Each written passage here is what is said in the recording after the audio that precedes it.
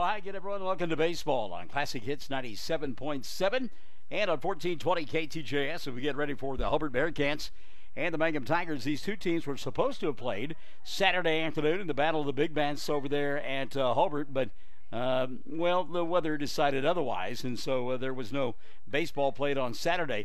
The good thing is the schedule maker had this one ready to go on the following Tuesday, and so these two clubs about ready to square off here. As we mentioned on Classic Hits 97.7 on Facebook Live, 1420 KTJS, and on OKSports.tv. And Cole Allison will send Clay Funkhauser, Trey Jones, and Luke Hollister to the plate here in inning number one.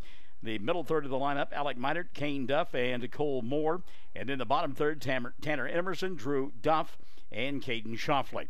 So it'll be Funkhauser, Jones, and Hollister, Meinert, Duff, and Moore, Emerson, Duff, and Shoffley in the batting order for the Bearcats of Hobart. Meantime, it'll be Colton Laughlin on the mound for the Mangum Tigers. His battery mate, Sean Booth, here this afternoon. Brooks Cross is over at first base. The second baseman is Luke Rogers. At third base, you'll find Henry Lopez, the shortstop, Jet McAlexander. And in the outfield from left to right for Mangum here this afternoon, it is Jalen Warner, Brett Perry, and out in right field, Luke Rogers.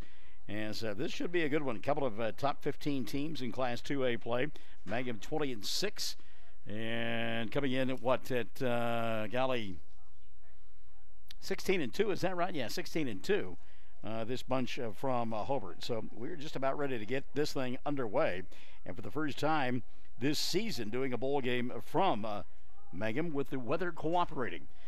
Wind blowing hard towards the left field corner, so we'll see some balls flying all over the place this afternoon. The first pitch to Funkhauser upstairs for a ball. The count 1-0 on Clay Funkhauser as we are underway here on a gorgeous spring afternoon. Wind, though, will continue to pick up. Cold strike, fastball right over the heart of the plate, and it's 1-1 now on Funkhauser. You get the idea that Clay may be waiting around to see a strike before he decided to swing the bat. 1-1 offering on the way here. Swing and a miss. Good pitch there in on the hands of Funkhauser. And the count 1-2 on Clay. Both pitchers, or both staffs, going with their hosses in this one. Laughlin for Mangum and Luke Hollister on the bump for Hobart. Ball upstairs. And count level now on Funkhauser at 2-2. Just underway here on Classic Hits 97.7 and also on 1420 KTJS. 2-2 pitch, high and outside for a ball, and the count full now 3-2. So you got to feel that Funkhauser probably going to be setting on something right here. As I don't think Laughlin wants to walk the leadoff runner, and he doesn't. There's a fly ball into left field down the line, and unable to field it. Warner, it's over his head and up against the fence for a stand-up double for Funkhauser. And we talked about the wind a minute ago. I think you see the effects of it right there. Warner thought he had a bead on the baseball and kept drifting back, and eventually kind of ran out of real estate, put up the glove, but it was too late by then. As the ball over his head, Funkhauser leads it off with a double. So again, if you get something from center field back towards that left field corner, the wind will play havoc with it. Now showing bunt, and in fact fouling it back to the fence is Trey Jones, the right fielder, and the count on Jones is 0-1. So Trey trying to get that base runner over to third base with less than one out here and give him an opportunity, or actually nobody out, but you'll have him at third with less than 2 outs. Try to get him home on a fly ball. Another bunt attempt, and going right through it is Jones, and Trey now down to the count 0-2.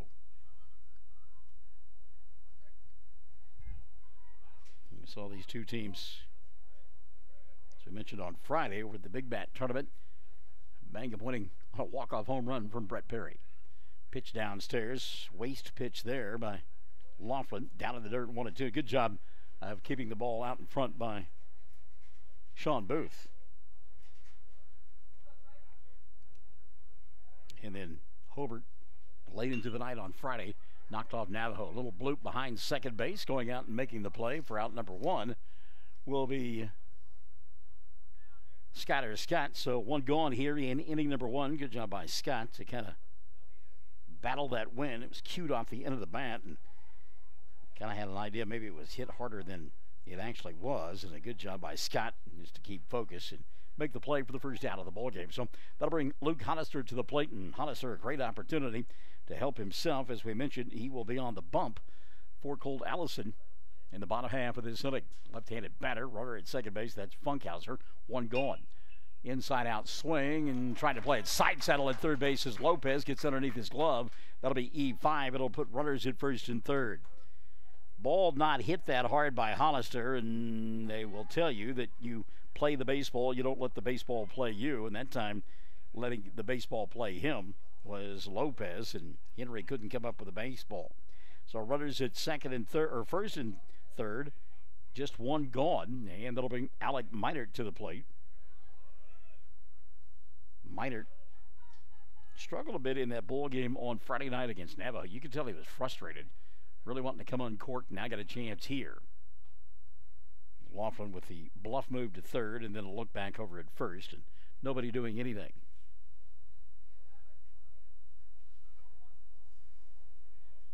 Just underway, runners at first and third, one gone, and Meinert takes inside and high for a ball. 1-0 on Alec.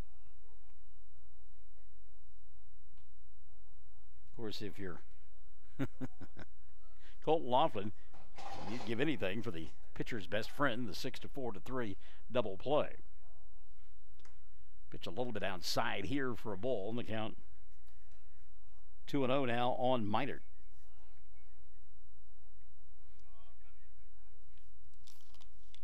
These teams, no doubt, vying for district honors. They want to host districts. Both teams did last year, but then they got dispatched to Apache to play in the regional, and I know both coaching staffs would love to host that regional. There goes the runner. Ball pops out of the glove of Booth, and they're going to send the runner from third.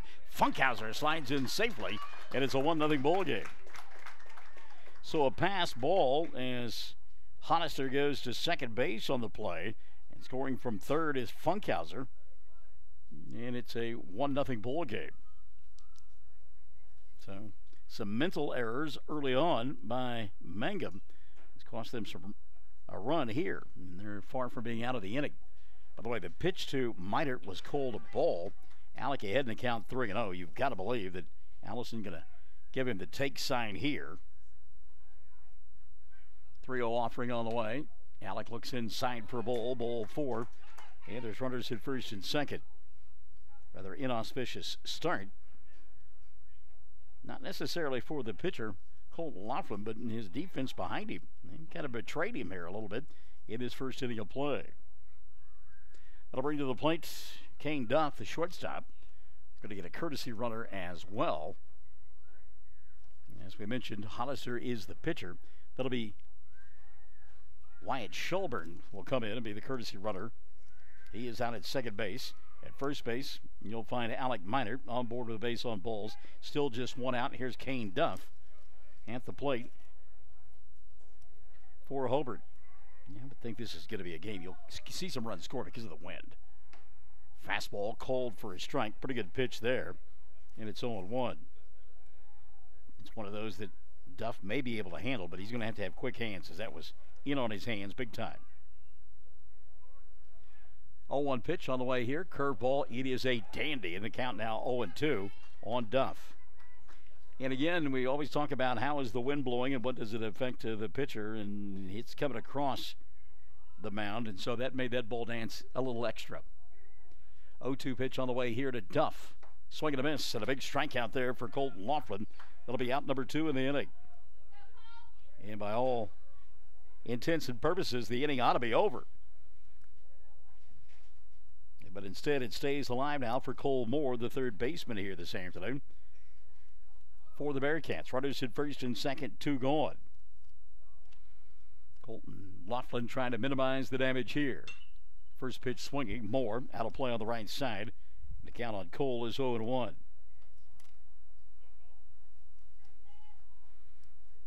A fly ball double down the left field line to begin the ball game for the Bearcats, and Clay Funkhauser. Trey Jones popped to second. Ground ball that should have been fielded at third. Hollister on board with an error, and then a pass ball, and a run scores. And now the count 0-2 on Moore. Kane Duff striking out. Alec Meinert had walked to go to first base. He's there. Shoffley out at second, the courtesy runner. The count 0-2 now on Moore. 0-2 pitch on the way. Strike 3 in the inning will come to an end. How about that? Can I help you, Mr. Moore? No, thanks. Just looking. So the called strike is the third out of the inning, and the inning will come to a close for the Bearcats offensively. They come up with 1 run on 1 hit. There was an error, and a couple of runners left on board. And at the end of half inning, it's Hobart 1. Mangum coming to bat. We'll keep it right here as we will set the lineups for you offensively and defensively for the two combatants here on this windswept, it's a Tuesday afternoon, right? Thank you. The Moody Blues singing about it somewhere. We need to get that song into the music rotation. Michael in the morning on Classic Hits 97.7. How about them apples, Bob? So 1 run given up in that inning. Pretty good piece of pitching there by Laughlin. They get out of the frame with only 1 being surrendered. And again, you really can't hold him accountable. He did a pretty good job of the bump and didn't get any help with his defense. All right, here is the defense for Hobart now. As we mentioned, Luke Hollister on the mound. His battery mate is Alec Minert. You'll find Caden Shoffley over at first base. The second baseman, J.J. Ellis. Cole Moore is at third. Kane Duff, the shortstop. And the outfield from left to right, Tanner Emerson, Clay Funkhauser, and Trey Jones. Meantime, offensively, Mangum will go with Brett Perry to lead it off. And again, we talked about this on Friday. We like Perry getting those extra at-bats. Henry Lopez will bat second in the lineup. Sean Booth will hit third. He will be followed by Jet McAlexander. Batting fifth this afternoon for Mike Wynn's team is Jalen Warner. Colton Laughlin will bat sixth. Brooks Cross, Luke Rogers, and Skyler Scott, the bottom third of the lineup for Mangum. And again, they come in with a record of 20-6. We were talking about the postseason positioning, and certainly that has got to be on the minds of both coaches as we get late into the season. And before long, they will announce the district assignments and also look at regionals, and talked about it. But last year, both these clubs had to go over to Apache and eventually played one another in the championship game that Hobart won to advance to the state tournament. If Mangum had won that ball game, we would have had an if game, but nonetheless, neither club wanting to travel this year. They would love to stay at home, or if you do have to travel, not nearly as far as Apache. So here's Perry, the left-handed batter. When last we saw Brett, he was hitting a home run over the right field wall in Hobart on Friday night. Looks at the ball inside here, and it's 1-0 on Perry. Lefty versus lefty to begin the ball game. Chad said turn out the microphone. We did, hoping it was enough. Pitch downstairs for a ball, and the count now 2-0 on Perry.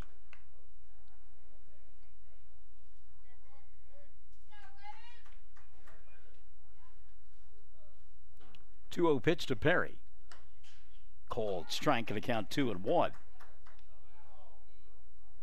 Natasha Cherie Lopez checking us out, as is Dean Minnick and Haley Gale Panetta. 2-1 offering on the way here to Perry. Brett foul down the first base side, a little bit out in front. That'll level the count at 2-2. Mangum playing yesterday and getting a run rule victory over Cordell, winning by a final score of 11-0. OSSA rankings out this morning with Michael in the morning on Classic Hits 97.7, and Mangum number 6. Hobart, I believe, came in at number 10, did they not? 16-2. Mangum 20-6 and ranked number 6. 2-2 pitch on the way now. Perry from Hollister. Ground ball towards second. Ellis bobbles momentarily, still bobbling. Can't find the handle, then throws wild, and safe will be Brett Perry. Ball getting away from Minard behind home plate as it bounced off the fence. And Brett will hustle into second base. He is in scoring position with nobody gone here in inning number 1. So J.J. Ellis, one of those things, ball out in front of him, and he kept searching for it, couldn't find it, dropped it a couple of times, still had time to get Perry, and then hurried the throw, threw wildly to first base, and Brett was safe. Ball gets away, and Perry now at second base with nobody out. Henry Lopez, a chance to help out his ball club here. Henry struggling in that first inning as he let a ball get underneath his glove. It led to the first run of the contest. He would love to atone right here. First pitch to Lopez, showed bunt, pulled the bat back, and it's a ball. 1-0 on Henry. have you folks alongside on OKSports.tv and also on our Facebook Live pages, KTJS and Classic Hits 97.7. 1-0 to Lopez. Again, shortens to bunt. Again, takes the ball low. And the count now 2-0 on Henry.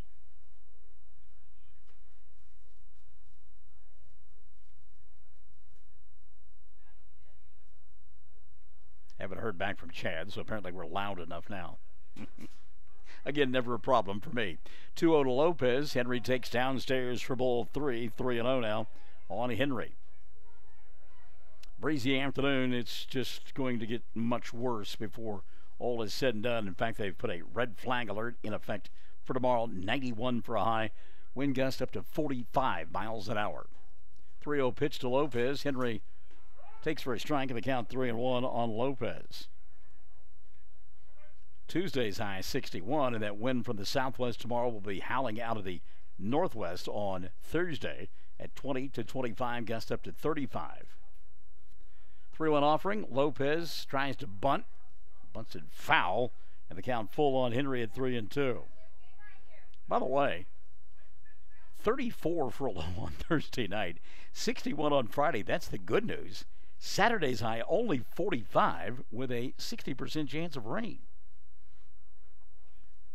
3-2 pitch on the way here. Henry pops it up, and is behind home plate and drifting out of play, giving chase is Minor. Not going to get there. One of the patrons, I don't know that she ever located the ball. Just kind of ducked, hoping it wasn't going to hit her. It didn't. We're glad. Had a lawn chair with you. Put the thing over your head. Protect yourself. So a payoff pitch again on the way here from the left-handed throwing Luke Hollister. Out at second base, Brett Perry. Pitch downstairs for a ball. Runners at first and second. Nobody out here in inning number 1.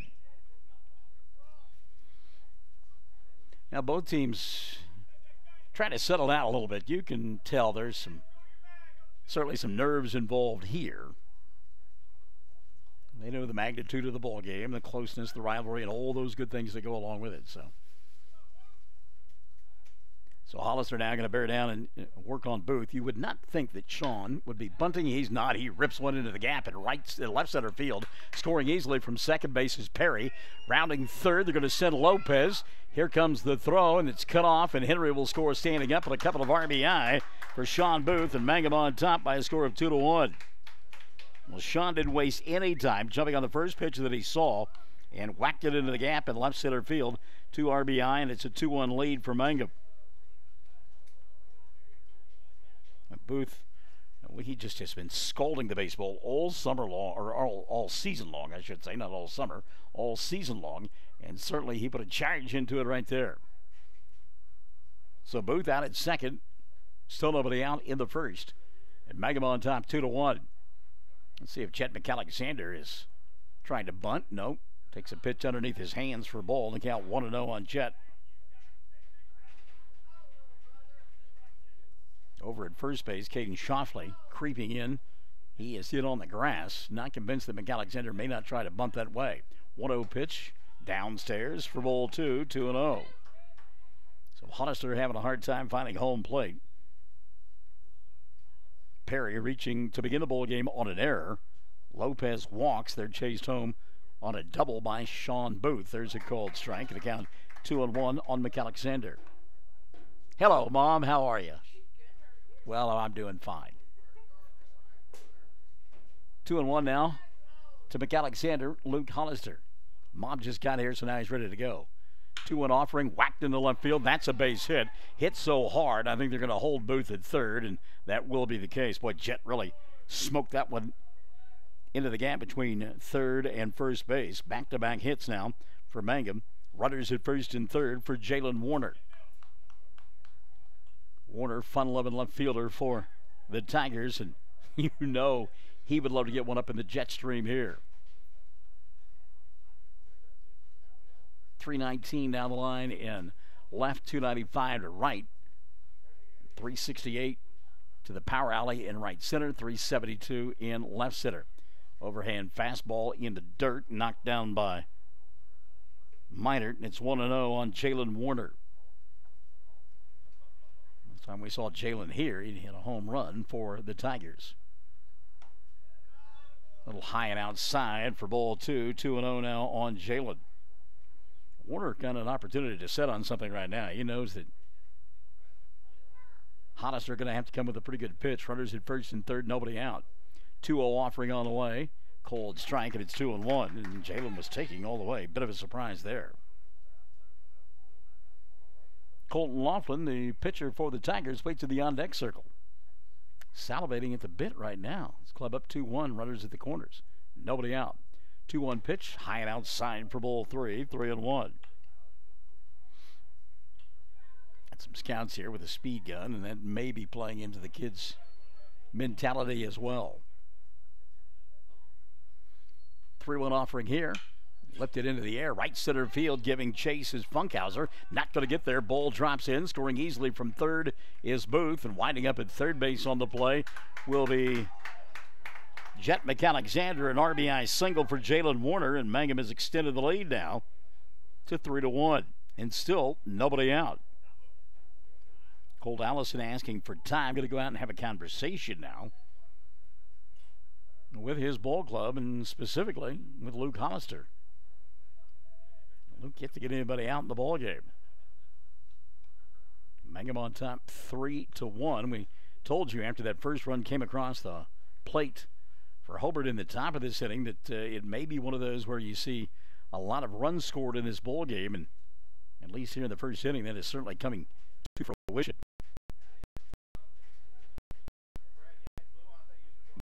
The conversation with his ball club. Patricia Holiday Adams says, "Go Cats." Good to have you alongside, Patricia. Thanks for joining us. Classic Hits 97.7 and on our Facebook Live pages and oksports.tv as well. Well, Colt really taking a lot of time out there. Now the home plate umpire going to go out and try to get folks to move along a little bit here. I mean, this has been an extended visit.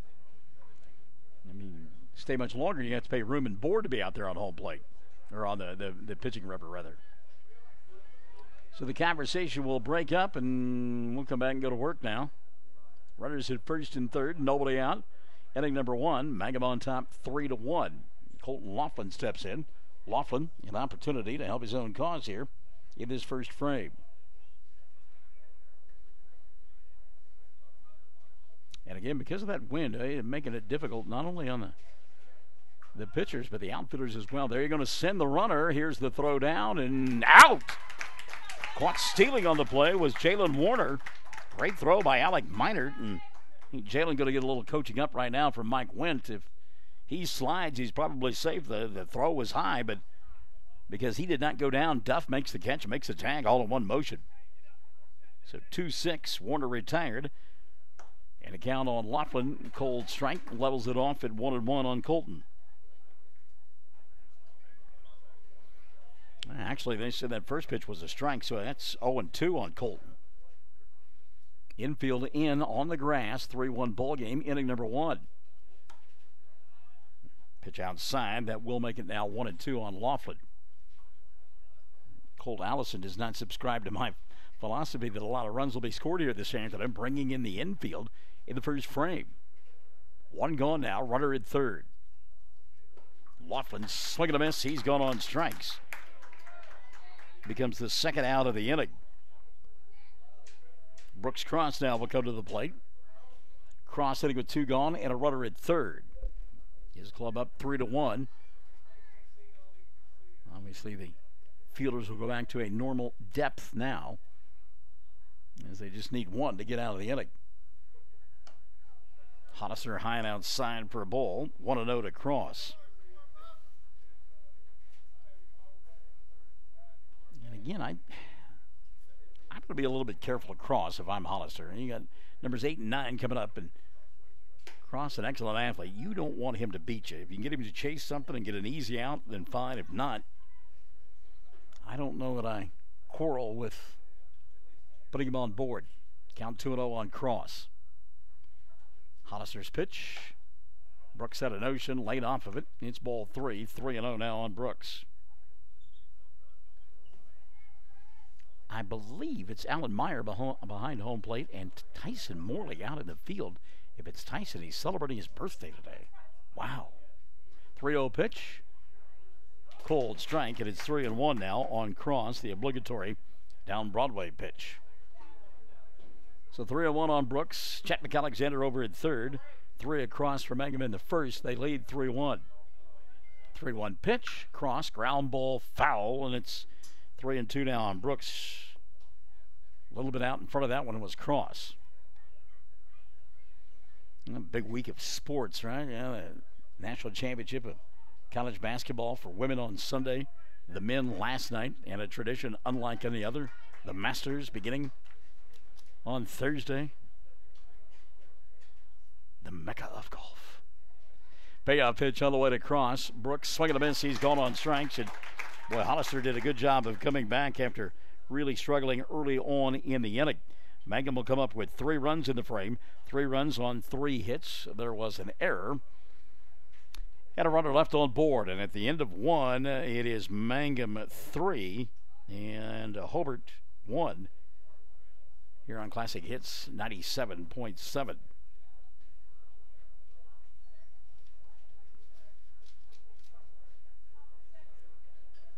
Certainly hope you join us tomorrow morning for Michael in the Morning. We have a little bit of fun, don't we? Huh? Yeah, okay. Also a reminder for you that the 2019 Johnny Bench Classic up in Bangor getting underway on Thursday of this week.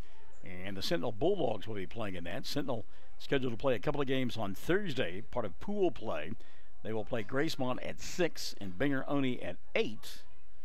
And then on Friday, Duke will be playing in it. And they get Hinton at 4 o'clock on Friday. And then the Tigers will take on SWC at 6 o'clock. So Duke and Sentinel, part of the Johnny Bench Classic. Bangor, Oklahoma. You can't have the Johnny Bench Classic anywhere else, right? I mean, it has to take place in Bangor. If you play it somewhere else, then, yeah, you're not doing justice. So there you have it. Quick reminder for you, if you're in the Altus area listening to the broadcast, they have a blood drive going on at the Altus Community Center.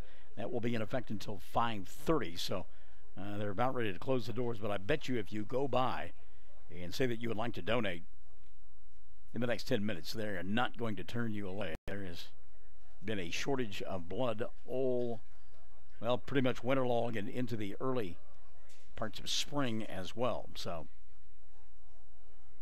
if you've got time, get by and give blood. If not, there will be numerous other blood drives around the area that you can be a part of.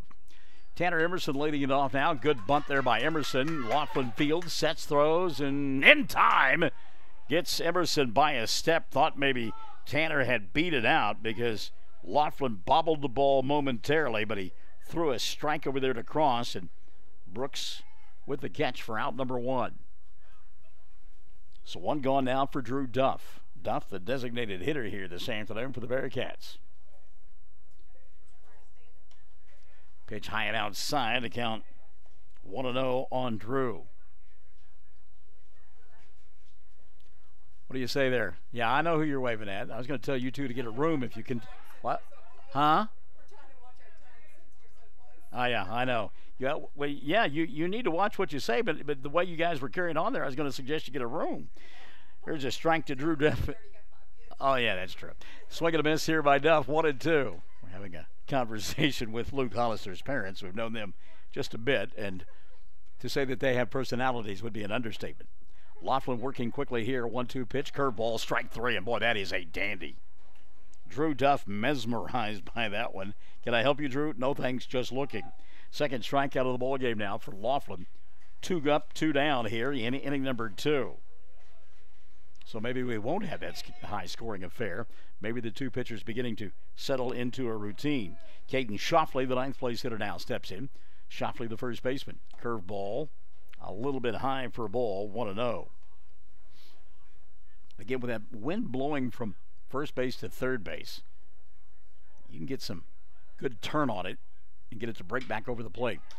Little fastball popped into left center field. There to make the catch for out number 3 will be Brett Perry, and the inning over very quickly. 3 up, 3 down, nothing doing for Hobart here in their half of inning number 2. And Mangum leads it by a score of 3-1 here on Classic Hits 97.7. Talking about all the activity going on in the sports world, of course, the NBA season winding down. In fact, the Oklahoma City Thunder have 2 games left, still jockeying for position in the Western Conference standings. They will play tonight against the Houston Rockets. Hello, that bowl game along our network station, 100.3, the Sports Animal, and it gets underway at about 8:30. And that's to accommodate TV, so it'll be interesting to see how that one goes. Toronto Blue Jays have beaten Boston this afternoon in Major League Baseball, 7-5, the final score there. As there have been some surprises about the starts of some teams, and Boston one of those. The defending World Series champions getting off to a slow start. Elsewhere, Cleveland has beaten Detroit 8-2, and it was Tampa doubling up the Chicago White Sox 10-5. Nobody hotter in Major League Baseball than Mike Trout. Just ask the folks down in Texas. Trout 5 home runs in that series that just completed with the Texas Rangers. So here we go. It is the the bottom half of inning number 2. And due up for the Tigers, Luke Rogers, Skyler Scott, then back to the top, and Brett Perry. Luke Hollister struggling early on in this one. In inning number 1, first 3 batters came around to score, then he settled down. For Jalen Warner got caught stealing. Came up with back-to-back strikeouts and ended the damage right there. Rogers looks at a strike 0-1.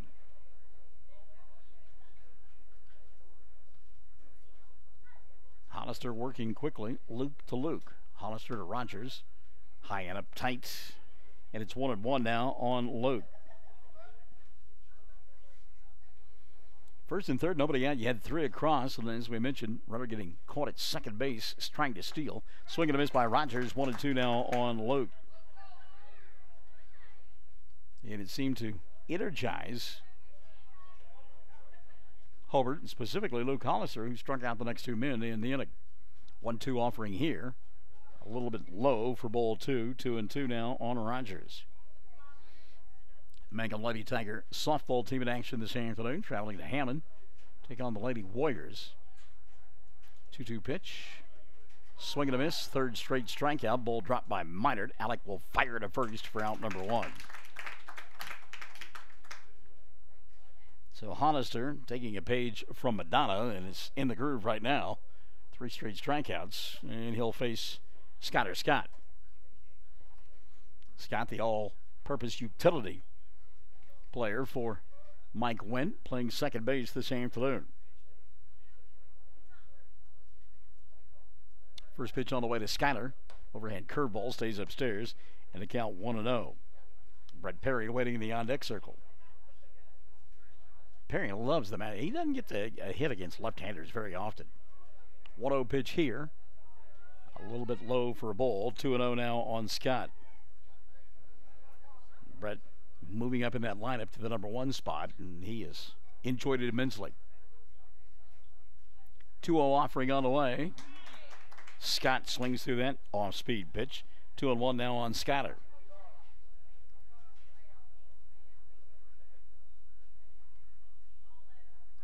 Two-one pitch on the way. Swing and a miss. And it's 2-2.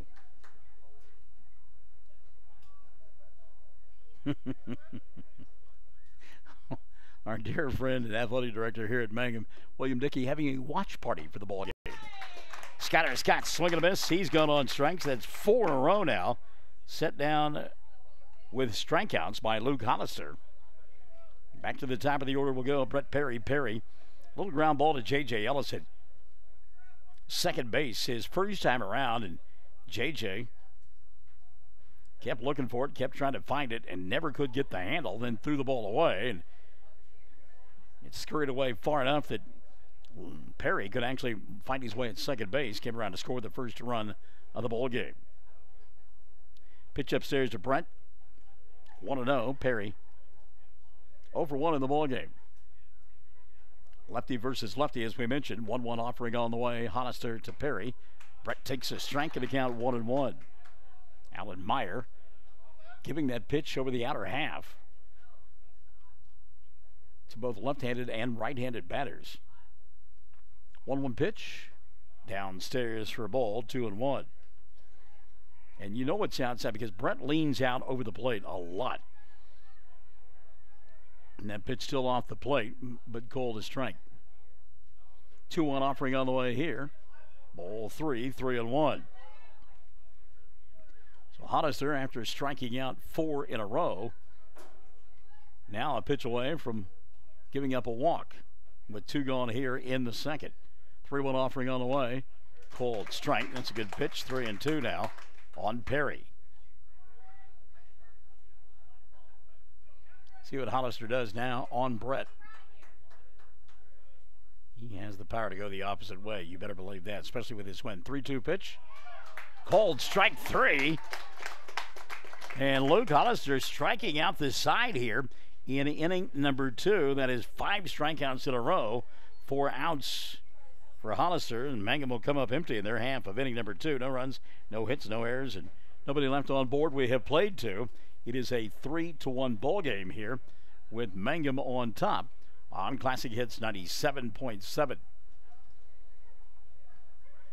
As we mentioned, rankings out today according to the OSSAA, and actually they came out late yesterday afternoon. We gave them to you this morning with Michael in the morning. And in 2A, Dale is on top. Oaktahaw is second. Silo on top. Oaktahaw second. Calera is third. And Dale is at number 4. Mangum, number 6, 20-4 on the year. Hobart at number 9, 16-2 on the season. So we mentioned these teams not only looking for the opportunity to host district coming up a little bit later on this month, but also the opportunity to get a chance to play a regional here as well. And you look at the losses. Mangum had that spurt where they dropped 3 in a row. They lost to Leedy back on, the 15th of March, 3-2. Then got pounded by Fort Cobb Broxton 14-4 and lost to Granite 10-6 at a pair of ball games played over there at Granite. That was during the spring break. And, well, you wondered how Mangum was going to turn things around. They did, and didn't lose again until they lost in the short grass conference tournament on the 29th of March, losing to Navajo by a final score of 8-3. So Mike Wynn's team, that little stretch there, and coaches will tell you sometimes that happens, that little stretch there where they had that 3-game losing streak, but it was over a 2-day time frame, and were able to right the ship in a big time sort of way. So here's Colton Laughlin now. He'll go to work inning number 3, and his first pitch to Clay Funkhauser, taken for a strike, and it's 0-1 on Clay. Funkhauser doubled into left field his first time around and came around to score the only run for Hobart. Takes downstairs for a ball here, 1-1. The Bearcats, as we mentioned, 16-2 on the year, and lost to Vernon, Texas in the Altus tournament. 1-1 pitch, called strike, and the count 1-2 now on Funkhauser. They beat Vernon in a championship ball game and then lost to the Lions 16-4 in the IF game championship. Funkhauser had a notion, took it outside for a ball, and the count now 2-2 on Clay. So both losses for Hobart this year coming to Vernon, Texas during that tournament over there at Altus. Curveball, and boy, I tell you what, sweeping curveball with all kinds of snap on it. And a backwards K in the book now for Colton Laughlin. That will be his 4th strikeout of the ball game, and 3 of the 4 have been caught looking. Here's Trey Jones. Jones 0 for 1. He popped to Scott at second his first time around. First pitch on the way. Laughlin looking for that pitch out of the over the outer half of the plate. Not going to get the call there. 1-0 now on Trey Jones. Luke Hollister, Alec Meinert wanting to hit in the inning. Again, a little bit outside. Jones trying to show the umpire that it's way outside. Meantime, Laughlin looking for a call. 2-0 now on Trey. Here's a pitch from Colton. Lifted in the air to center field. Ball blowing towards left center field. Brett Perry going to come over and make the catch. And then at the end, run into his teammate, Jalen Warner. Perry, the center fielder, and that is his play. He called off Warner, and Warner peeling off at the last moment to avert a big collision. Two players did bump into one another, but not certainly at full tilt, and everybody A-OK. Two gone. Here's Hollister. Luke reaching on an error his first time around. And then was left stranded. Ticks this one foul off of Booth and Alan Meyer. And the count on Luke is 0-1. So after a rocky first inning for both pitchers, things have settled down nicely. A little ground ball back through the middle, and that'll get under Skyler Scott's glove and into center field for a base hit.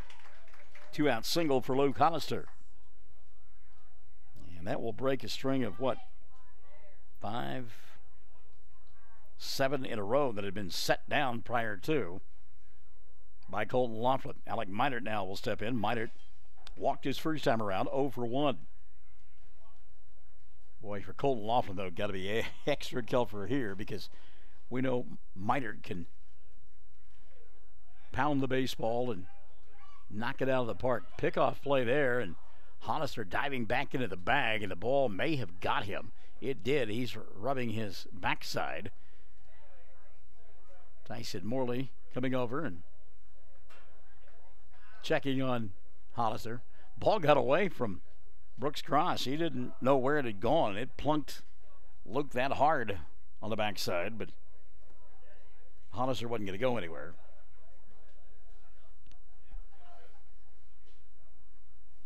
Sean Booth goes out and had a little conversation there with Colton Laughlin. I don't know if they're discussing signs, because that may have been a case where Colton threw over there and Sean was surprised by it.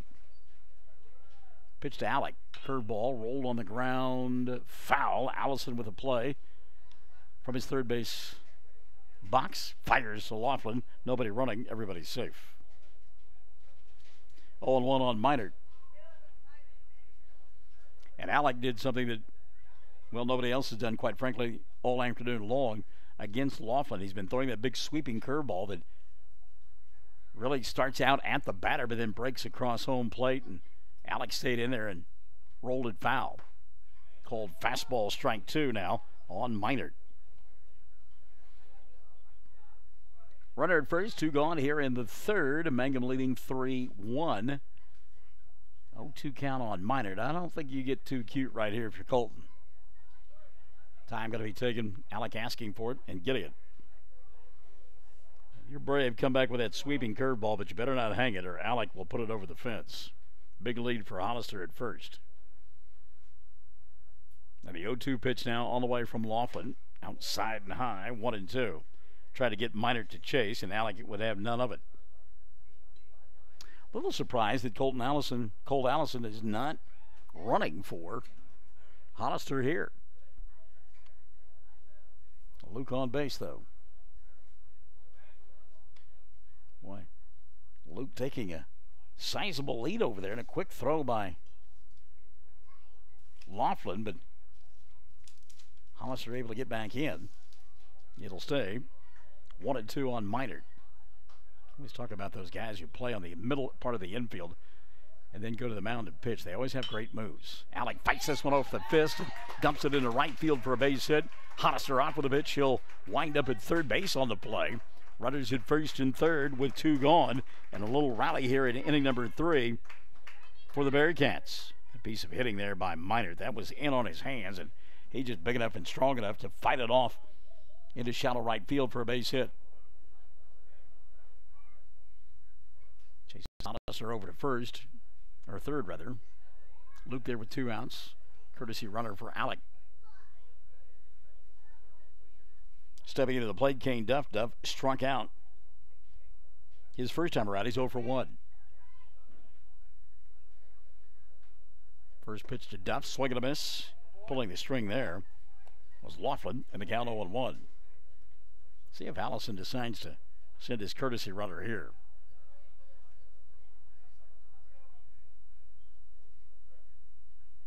Laughlin working deliberately now. 0-1 offering on the way. Duff lifts it into right field, drifting back and missing the ball completely is Rogers. One run will score. The courtesy runner, it's Simon Chulamani, will wind up at third base. And Duff going to get credit for a base hit because Trey Jones never put his glove on the ball. Jones acted like it was going to be an easy play. He was going to be able to make the catch without much problem, and it just simply dropped right next to him. Talk about the wind. A little bit of sun there as well. That was one that Rogers should have caught, but did not. And it keeps the inning alive for Cole Moore. Brings in a run for Hobart. It's a 3-2 ball game. Line drive, base hit, right field. We're tied at 3.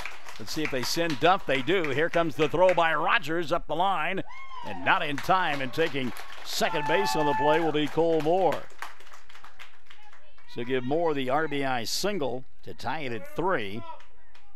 As the courtesy runner for Minard comes in to score. Duff taking third on the play.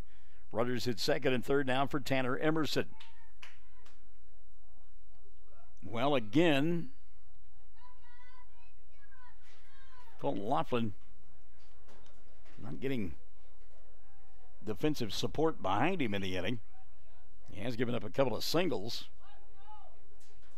Actually, 4 singles in the inning, but an inning that, for all intents and purposes, should have been over a couple of batters ago. So here's Emerson. Emerson over one, grounded back to Laughlin his first time around on a bang-bang play. Late on that pitch, and it's 0-1. Tanner just a little late bunt his first time around. That went just to the right of Laughlin. Colton had a hard time digging it out, but then threw a strike down to first base to get the out. Little pop-up behind home plate and out of play. The count 0-2 on Emerson. Tanner just trying to find his way aboard here in the third. Cole Moore is out at second base. Kane Duff at third. 2 across in the inning for Hobart. They have tied it at 3. The wind continues to push towards left and left center and hard. 0-2 pitch now, Laughlin. Emerson fights off a good one. Fouling out of play on the right side. It'll stay at 0-2. And again, give Tanner credit. Didn't give up on the pitch. It came out of the hand of Laughlin. He was going to be outside, and he snapped off that curveball. And even though the hips and the shoulders were gone for Emerson, he kept the hands back and was able to fight it off on the left side. 0-2 pitch on the way here. Again, just putting bat on ball and keeping the at-bat alive. It'll stay 0-2 on Tanner. 1 in the first for the Bearcats, and then 2 more here in the third to tie the ball game. Try to retake it here. 2 gone. Runners at second and third. Left-handed hitting Tanner Emerson, fighting off pitch after pitch from Colton Laughlin. 0-2 offering here. Stays outside. Cut fastball. 1-2 now on Tanner.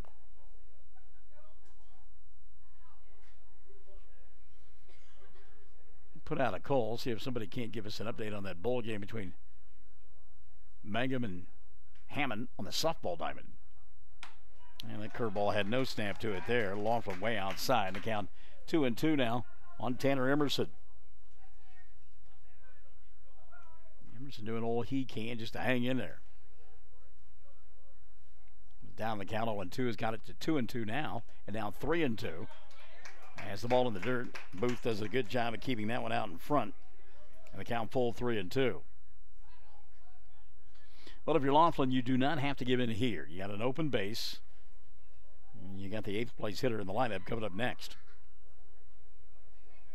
Don't throw anything fat here to Emerson. Tanner. Great bat control in the at-bat. And as we talked a moment ago, he started off 0-2, fouled off 4 good pitches, and now has got it at 3-2. Here's the pitch from Laughlin. And that is ball 4 inside. Colton had taken off his glove and was going into the dugout. He thought he had strike 3. So that will load the bases now for Drew Duff. Duff 0 for 1, struck out looking his first time around. He was one of those that was victimized by the big sweeping curveball from Colton Laughlin. Mike Wendt taking an opportunity to have a tidy conversation with Alan Meyer as he tossed in a couple of errant baseballs, and Mike, much like Colton, not happy with that non-strike 3 call a moment ago. Bases loaded, first pitch swinging. Boy, Duff took a hack, and it's 0-1 on Drew. He was trying to clear the bases with one solid swing right there.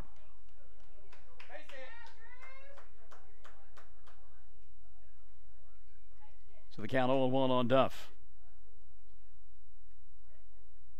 0-1 pitch. Swing and a miss as that came inside on his hands. And in the middle of the swing, he tried to back off of it. Couldn't get it done, and it's 0-2 now on Duff.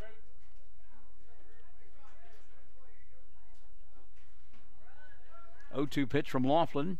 Ground ball towards Lopez at third. Henry will tag the runner, and the inning will come to a close as Moore is retired 5 unassisted. However, Hobart comes up with 2 runs in the inning, 2 runs on 4 hits. There was a walk. No errors, although a missed fly ball in right field, and the bases were left loaded.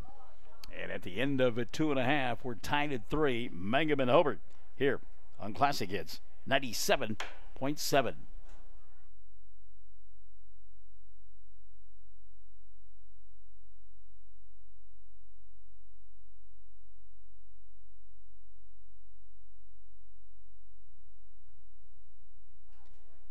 Pleasure to have you alongside on Classic Hits 97.7. As threes are wild here in this third inning. Mangum and Hobart got a good one going on right now. You're talking about the postseason positioning, and I know it seems like the baseball season just began, softball season for that matter, but we're kind of getting to that point where there's not a whole lot left in the regular season, so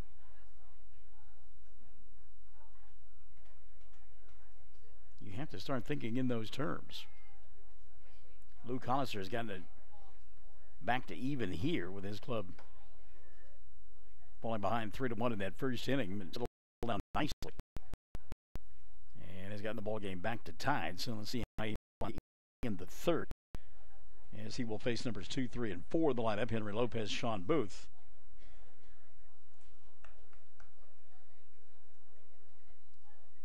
And Jet McAlexander. Pulling up the rankings for softball, slow pitch variety. Mangum, as we mentioned, 20-8 on the year, and number 9 in 4A. Playing this evening against Hammond. Lopez looks upstairs for ball. 1-0 on Henry. Lopez walked and scored his first time around. 1-0 pitch on the way. Foul and out of play on the right side. It's 1-1 on Henry. And softball team from Mangum will be playing in the Dale Festival beginning on Friday, and maybe just a little bit breezy, a little bit chilly. High and outside for a ball. 2-1 now on Lopez. And then they will play on Monday against Carnegie. We'll have that ball game for you here on 1420 KTJS. 2-1 pitch. Lopez foul back to the screen. 2-2 on Henry. And then they will go to Cache on Tuesday the 16th and play the host school and Washington.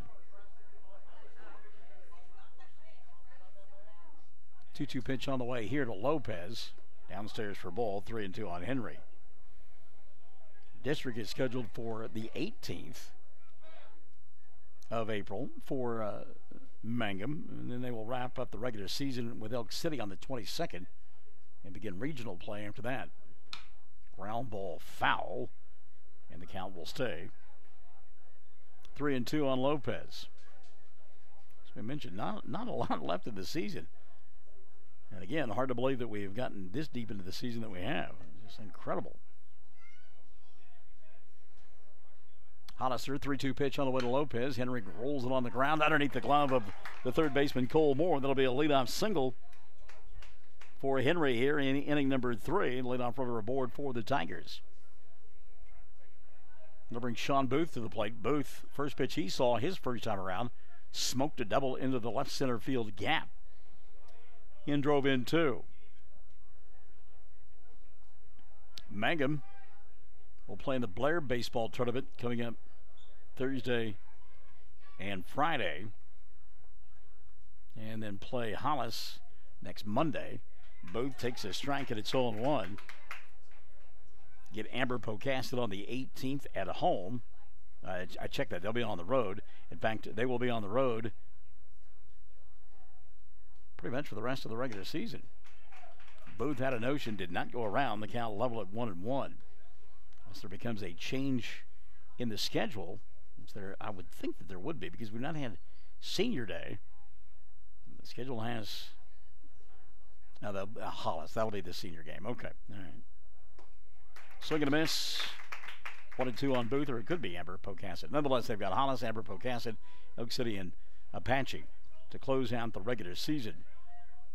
And actually, Apache will be their final game at home. They'll only go on the road to Elk City over that 4-game stretch.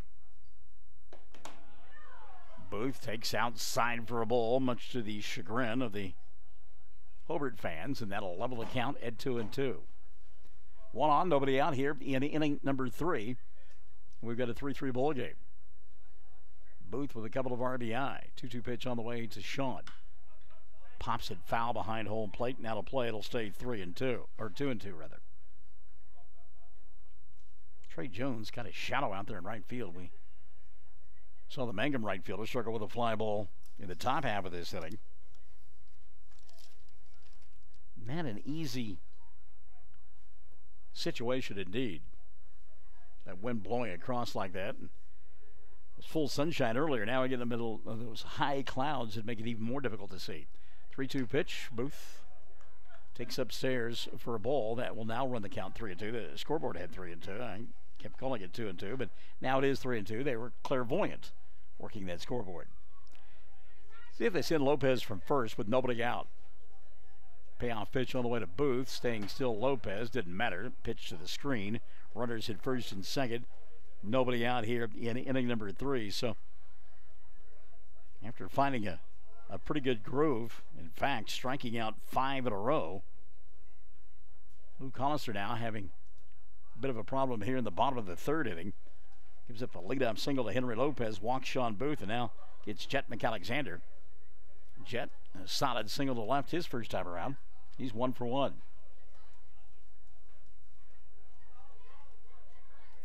In on the grass, Shoffley over at first base, expecting bunt from McAlexander. Jet had a notion, laid off the pitch, and it's 1-0 on McAlexander. And again, the outside pitch, the pitch on the outer half of the plate, maybe off the plate just a little bit, has been a strike all afternoon long. Anything inside, whether it's a righty or lefty at the plate, has not been called a strike. McAlexander pops one up into shallow left field. Emerson coming on, not going to get there. And everybody is going to be safe. A seeing eye single by McAlexander will load the bases. Cole Moore hearing it from Colt Allison. Moore did not pick up the fact that that ball was not going to be caught, and Emerson fielded it very quickly. And he had the opportunity to make a force play at third base on Lopez, because Henry had to make sure the ball was not caught, and Moore was nowhere to be found. So the base is loaded now for Jalen Warner. Warner looks at his strike, and it's 0-1. Jalen singled his first time around and then got thrown out trying to steal second base. Bases loaded here. Lifts a fly ball into shallow center field. Funkhauser is there, makes the catch. Here comes the runner. The throw going to be cut off, and scoring standing up will be Henry Lopez and make him back on top, 4-3. Good job there by Warner to chase the run home from third base. Less than 2 outs, sacrifice fly, and an RBI. And it'll make it 4-3. Runners at first and second now. As Booth stayed where he was, so did McAlexander.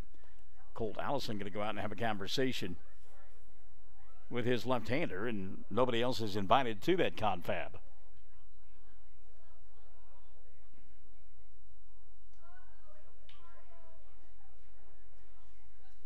Minor taking the opportunity to trying to shake out some of the stiffness in his knees. And if you've never played catcher at any level in either softball or baseball, you just do not realize the toll that it takes on you back there. Look at a guy like Carlton Fisk, Pudge Rodriguez, how long they were able to sustain their careers catching. Johnny Bench, of course,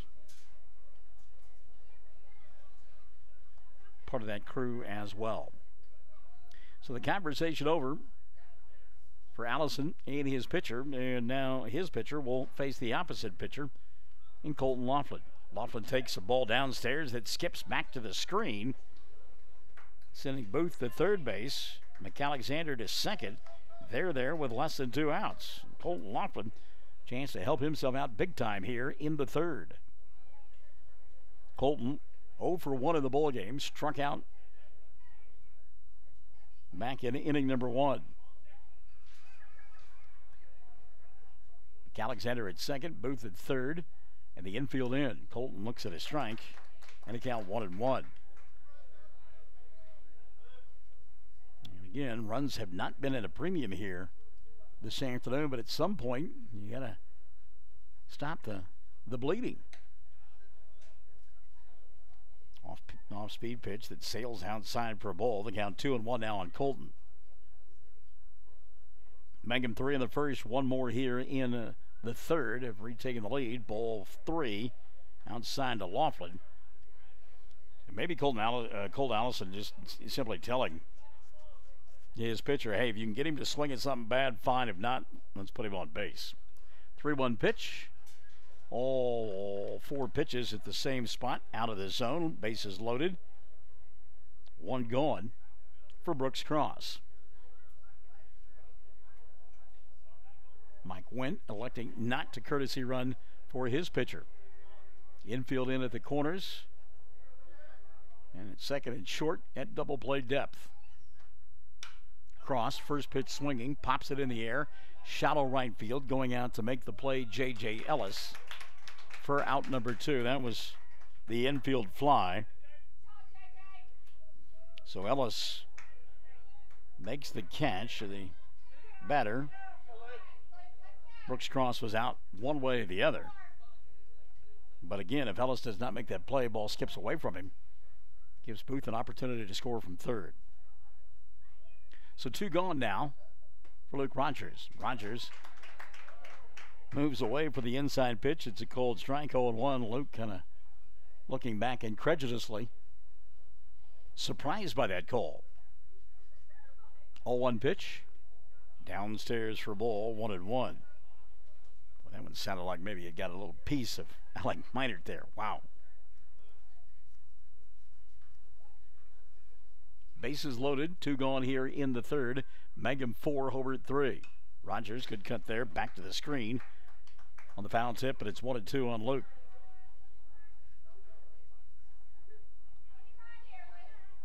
Mangum left the bases loaded. In inning number 1, they're loaded here with 2 gone in the third. And again, fouled back to the screen. And the count will stay at 1-2 on Luke Rogers. In the on-deck circle for Mangum, Skyler Scott.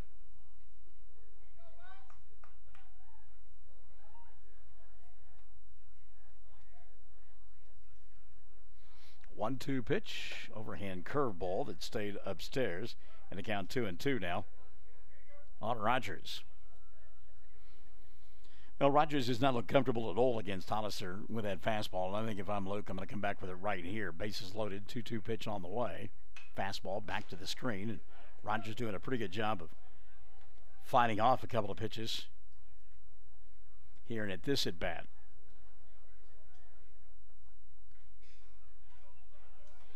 Over at first base, it's Colton Laughlin. Second base, Jet McAlexander. Sean Booth at third.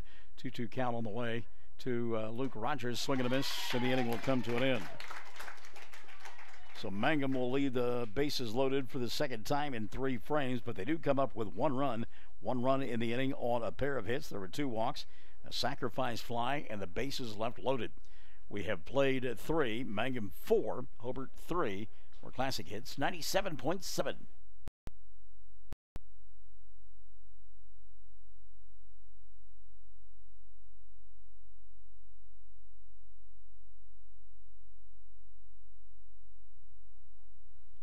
And we are back in Mangum as we get ready for inning number 4.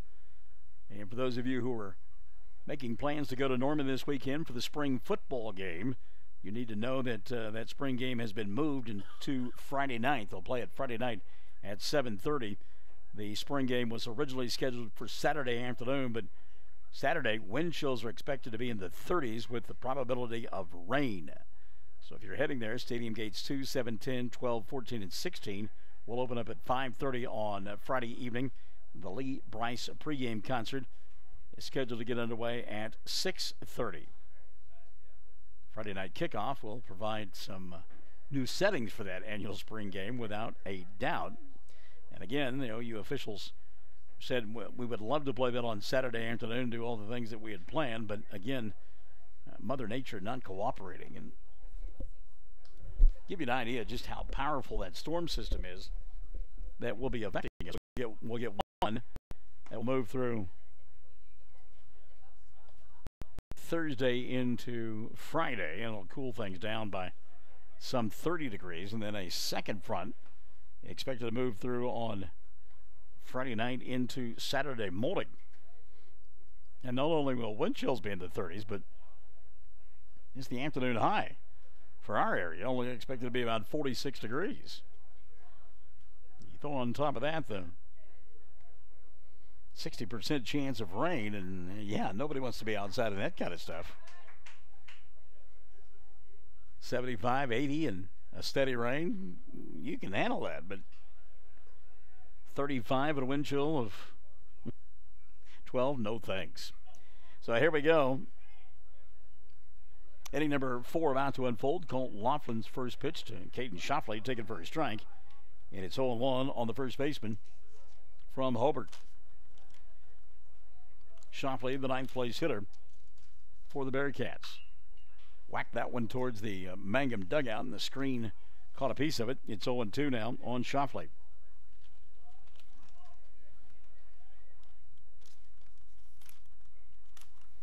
It's been a roller, we talk about the weather being roller coaster like, and it's been a roller coaster afternoon for both pitchers. Alan Meyer inspecting the baseball. As we mentioned, went off that screen there in front of the dugout for Mangum. Checking to make sure it didn't get chewed up and be unplayable. 0-2 pitch on the way to Shoffley. Swing and a miss. Caton gone on strikes to begin inning number 4. Shoffley now 0 for 2 in the afternoon. He'd fly out center field his first time around. Here's Clay Funkhauser. Funkhauser doubled, scored the first run of the ball game for the Bearcats. Struck out looking in inning number 3.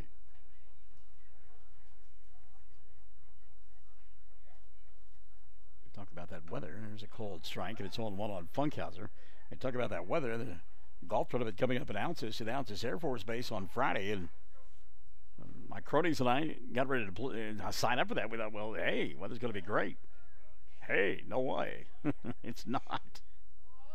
I think it's going to be okay Saturday or Friday afternoon, though. And Sandy Nichols golf tournament, still time for you to get in it. The temperature should be in the low 60s by the time we tee off at about 12:30. Cold strike here to Funkhauser, and Clay down in the count now 1-2. And Laughlin now changing that sweeping curveball, starting it out over the middle of the plate, letting it dive over the outside corner. Line drive into center field, coming on, and a diving catch made by Brett Perry in center field. Well, I tell you what, Perry got a great jump out there in center field. He runs extremely well, used all that speed there to make a diving catch for out number 2. Ball hit hard by Funkhauser, but a great job of tracking it down by Brett Perry for out number 2. That'll bring Trey Jones to the plate, inside out swing, and Jones, solid single to right field. He will keep the inning alive now for Luke Hollister. And single puts Jones at 1 for 3 on the afternoon. Hollister a chance to help himself here in the fourth. Luke reached on an error in the first, singled and scored in the third. 1 for 2 in the ball game. Boy, that catch by Perry looms even bigger now, huh? We mentioned Brett getting a great jump on the ball. He had a long way to run. He was in left center field and the ball in right center field. Laughlin thought he got himself a strike. Looked towards Mike Wendt. Mike's like, I'm not umpiring. If I were, everything would be a strike when we're pitching and everything would be a ball when they're pitching. 1-0 pitch. There's the called strike. And again, that's been that way all afternoon long. If you are a left-handed batter, as Hollister is, anything inside's a ball. If it's outside, going to be a strike. Just the opposite for the right-handed hitters. 1-1 offering on the way here. Ground ball knocked down by Lopez, and Henry can't make a play. That'll be an infield single for Luke Hollister. Well, the last two batters have gone the opposite way against Laughlin, and that's a clear indication that they're waiting on that ball just a extra beat. And Hollister just simply put that between short and third, and Lopez got there, knocked it down, but he had no play from the seat of his pants. So 2 gone, runners at first and second, and here comes Alec Minert. First pitch swinging, pops it up, shallow left field. McAlexander circles the wagons and finally makes the catch for out number 3. So Minert, first pitch swinging, saw a pitch that he liked but couldn't do anything with it, and the inning will come to an end as Hobart will come up empty. No runs on a couple of hits, no errors, and 2 runners left on board. At the end of 3.5, Mangum 4 and Hobart 3 on Classic Hits 97.7.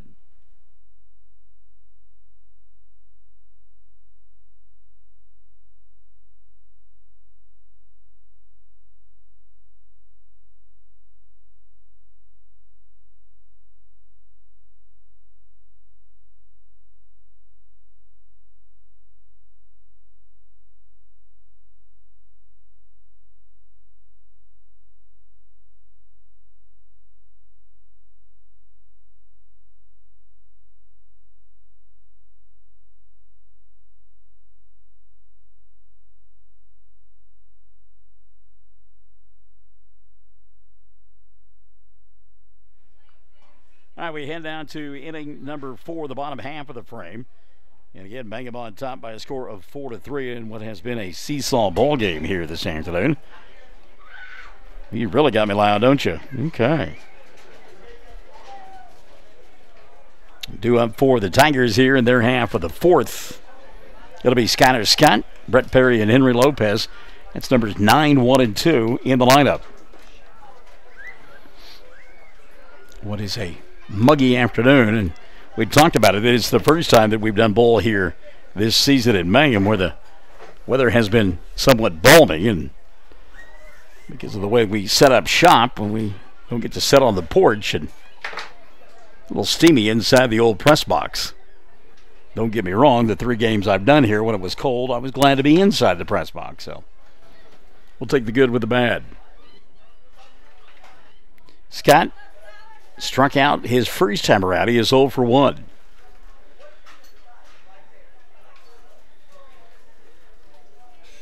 Documented these 2 clubs, top 15 teams, and vying for postseason positioning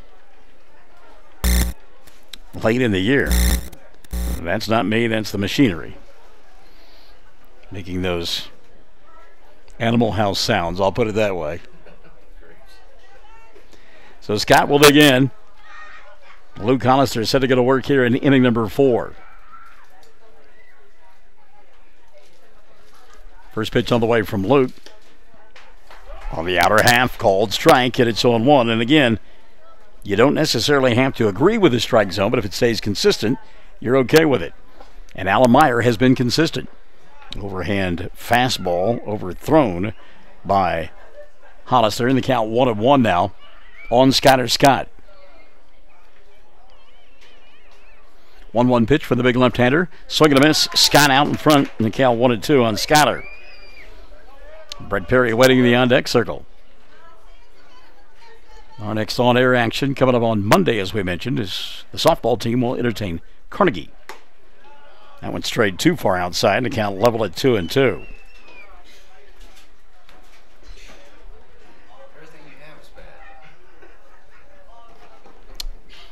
I'll give you an amen to that one. 2-2 pitch on the way here. Cold strike, and Scott was bailing out, but that one came back over the 100 of the plate. Scott are down on strikes for the second time on the afternoon.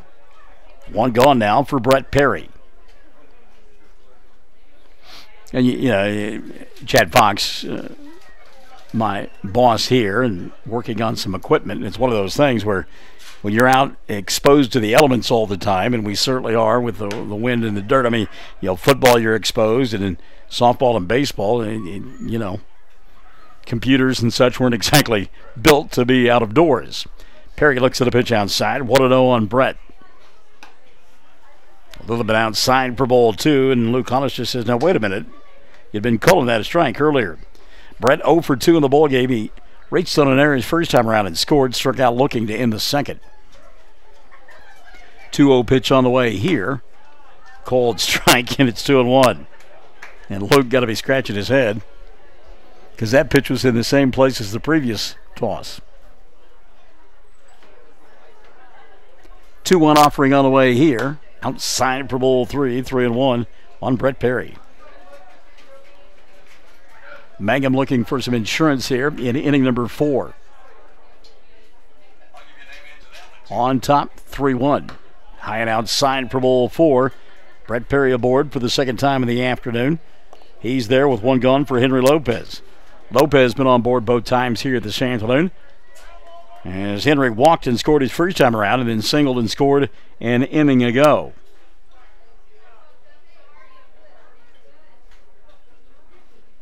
Pretty good lead over there for Perry. First pitch on the way to Henry. Swinging, foul, out of play, back behind us, and it's 0-1. By the way, Lena Rutledge Harris says, go Hobart.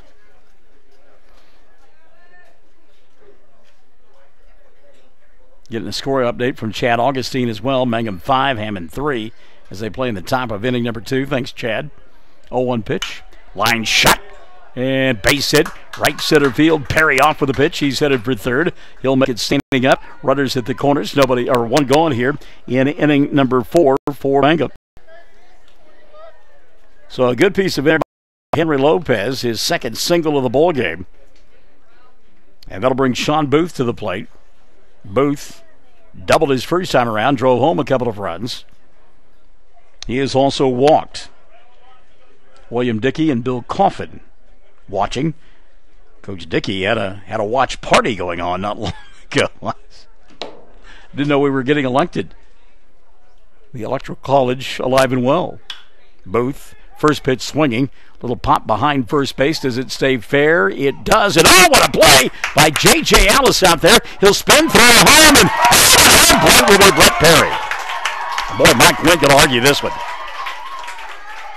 A bang-bang double play to end the inning, we think, as Alan Meyer going to go out and have a conversation with Tyson Morley.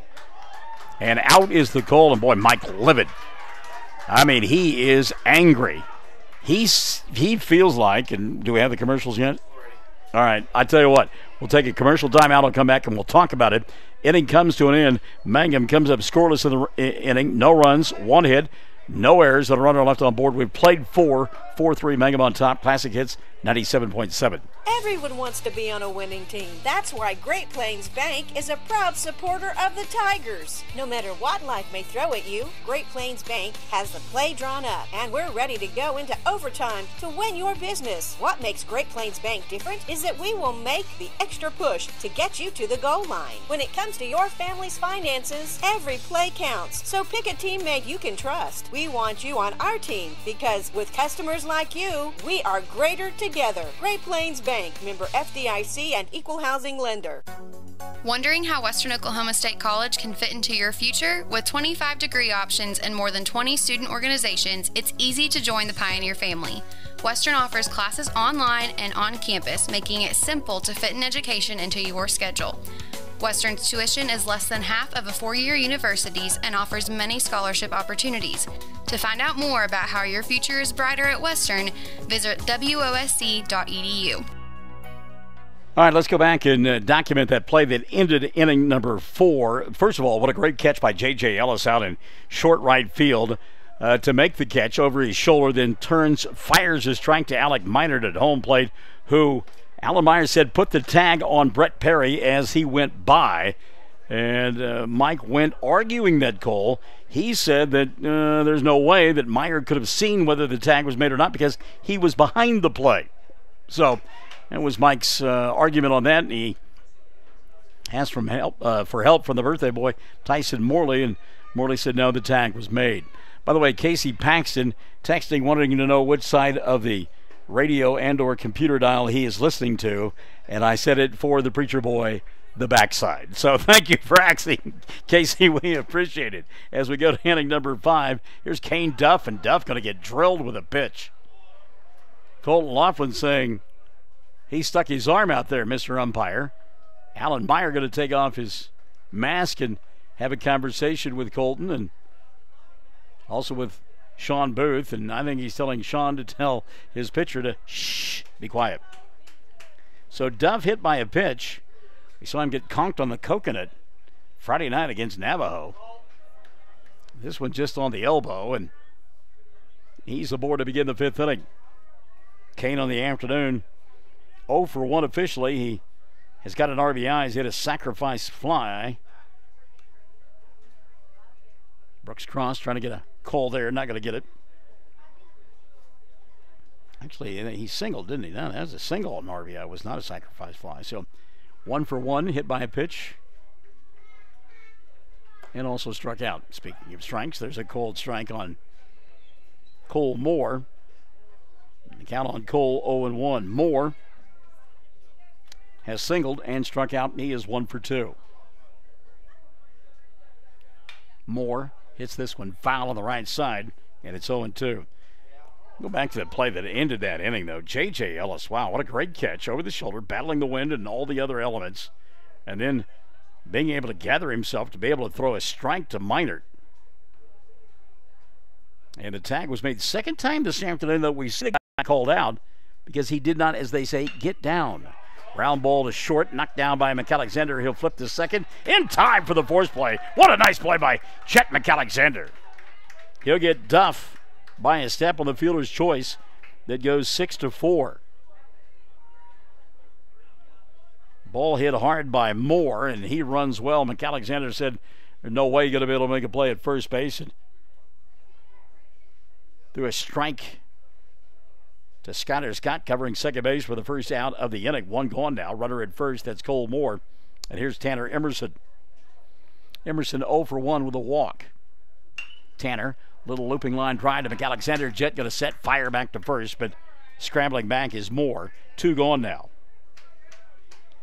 So Emerson hit it hard, but he hit it right at Jet McAlexander for the second out of the inning. Here's Drew Duff. Drew 0 for 2. He struck out looking and rolled into a fielder's choice.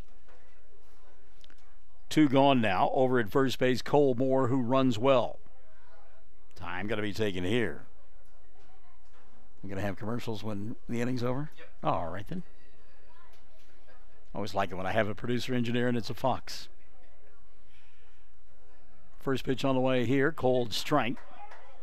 And it's 0-1 on Drew Duff. We play here in inning number 5. Goodman going on 4-3 our score.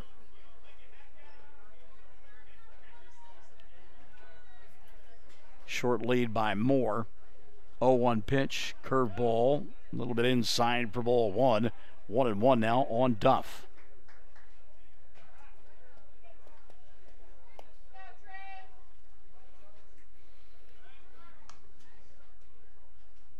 Laughlin throw over to first base, and again Moore not straying too far away from the bag, and when you represent the possible tying run, you're in the fifth inning with two gone. You're not going to try to be a hero. There's a shot into right field that will fall in front of Rogers. Now he'll bobble the ball. Moore at third base, and I'll put runners at first and third with two gone. So again, two-out rally for Hobart. They were unsuccessful in the fourth inning, but come up with a couple of runs in the third. Runners at first and third here. That's Moore at third. Drew Duff at first base. And Shoffley due up here.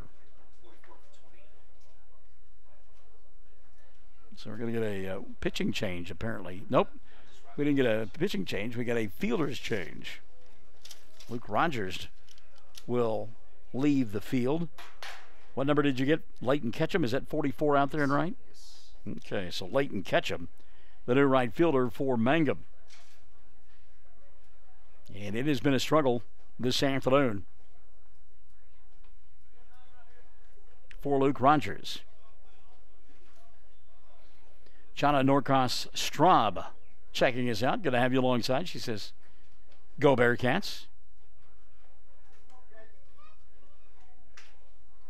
Make sure we got everybody. I think we've hit everybody that said hello to us. So, well, got to keep the masses happy, right? So Shoffley an opportunity to get his club back to square one. Runners at first and third, two going. Caton has struck out and flied out. He's 0 for 2. First pitch swinging here. Misses, and it's 0-1. Drew Duff at first. Cole Moore is at third. A little added pressure on the guy behind home plate. Got to make sure you knock down everything and keep it out in front, because we talked about Cole Moore runs extremely well. There's a ground ball knocked down by Lopez. Henry will set fire to first in time for the third out of the inning.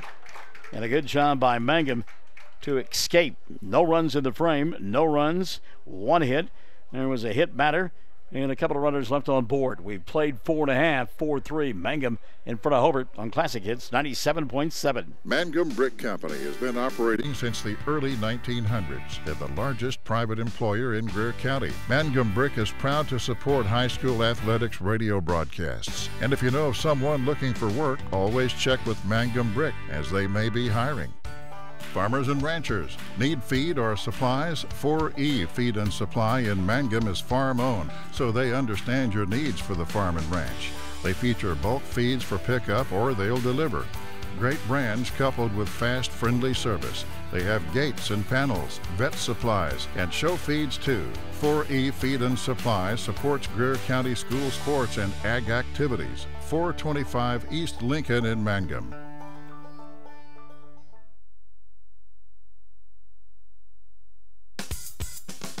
Things are jumping for April this year at Flowers Unlimited in Mangum. Prom is on Easter weekend, so remember guys, rent your tuxes now so you're ready to go and get the ladies' wristlets ordered in fresh or silk flowers. Ladies, get your date corsage at Flowers Unlimited. And if you're serving Easter dinner, why not feature a beautiful floral centerpiece on your dining table? And last but not least, send Easter lilies to those you love. All from Flowers Unlimited in Mangum. Call Flowers Unlimited today at 782-2122. That's 782-2122.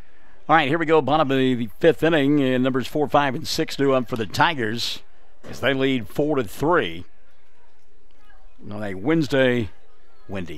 windy Tuesday. I'll gladly pay you Thursday for a hamburger today. We're trending really old there, and I'm afraid some of the millennials have no idea what we're talking about. First pitch to McAlexander outside for a ball, 1-0 on Jet. He has singled both times to the plate and has been left stranded. 2 for 2 in the ballgame. Heading the count here, 1-0. 1-0 offering on the way. Inside for a ball. And the count now 2-0 on McAlexander.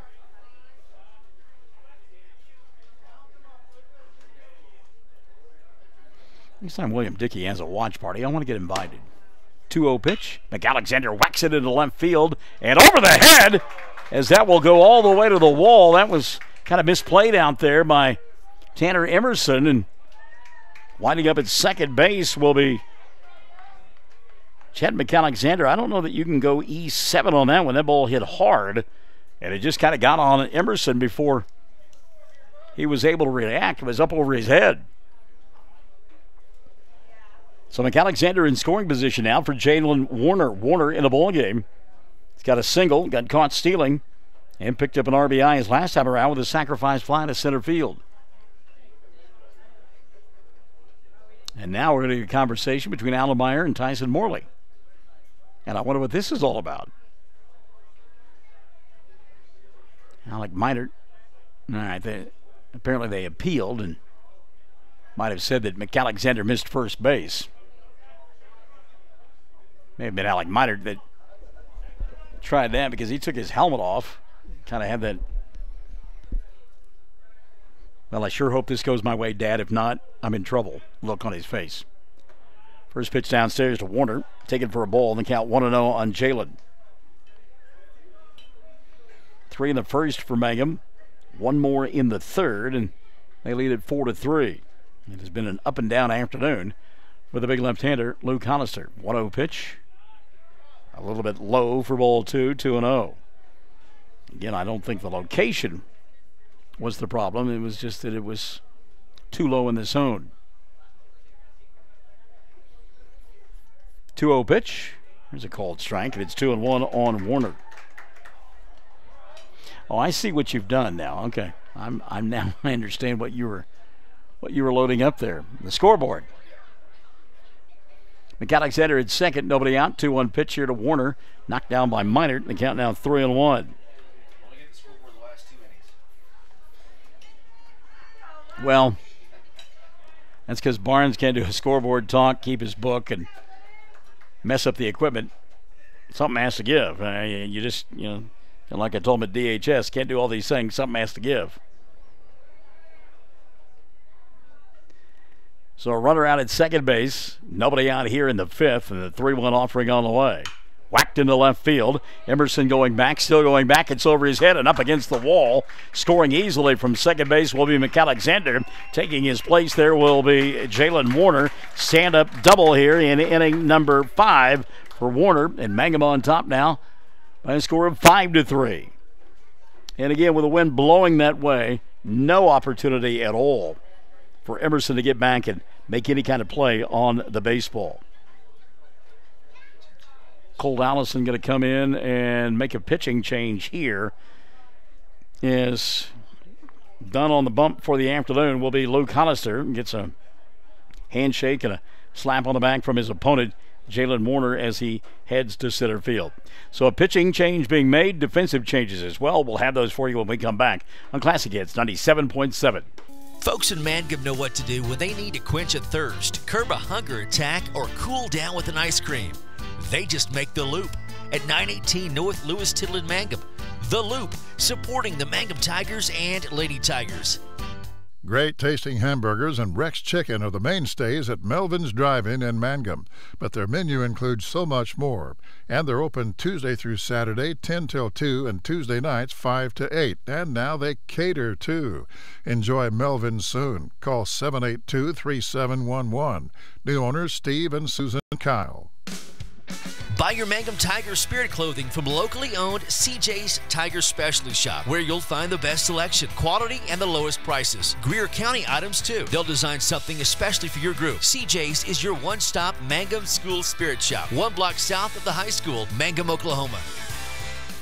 When it comes to funeral homes, there are several to choose from. But choosing a funeral home that is locally owned offers the advantage of the local owners who are involved right here in the community, helping you during your time of need. Greer Funeral Home owners Carson and Stacy Van Zant are perfect examples of owners who offer that family-like connection that you'd expect from a friend and a neighbor. Greer Funeral Home in Mangum and Granite, providing dignity and respect.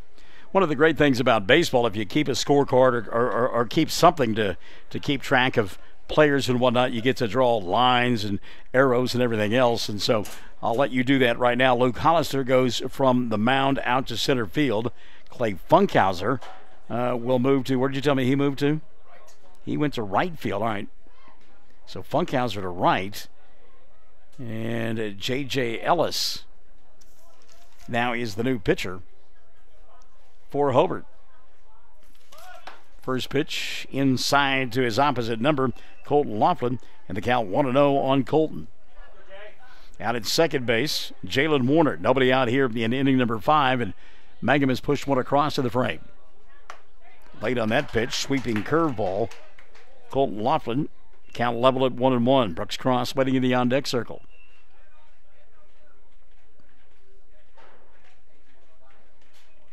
One pitch on the way here. High for ball 2, 2-1. We looked out there at the defensive alignment, and Kane Duff, who is still at shortstop, he's bird dogging McAlexander. There's a huge hole on that left side if Laughlin can find it. Cole Moore is hugging the bag over at third base, and when you look out there and you see Duff out behind second base, I mean, that's the proverbial you could drive a truck through that hole. And there's a ground ball right to that hole. That was, boy, you can see that one coming.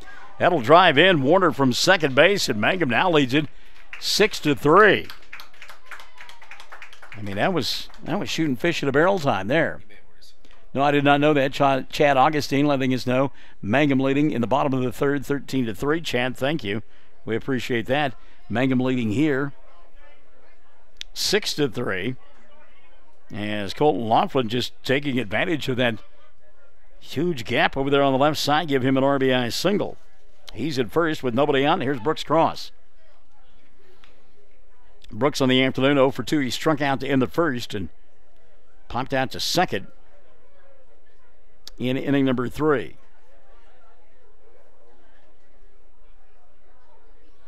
Still nobody out. Cross, line shot, base hit, left field. Giving chase is Emerson. Tanner will get it and fire it in quickly to the infield and hold Laughlin at second base. But, boy, suddenly, Mangum taking a page from Casey and the Sunshine Band, and they've put on their hitting shoes. Runners at first and second, still nobody out. 6-3 game. And Leighton Ketchum will bat for the first time this afternoon. Leighton replacing Luke Rogers out in right field. So let's see what Mike Went decides to do with Ketchum here. Runners at first and second, nobody out. His club up 6-3. Shoffley in on the grass over at third. Ketchum looks at a strike, and it's 0-1 on Leighton.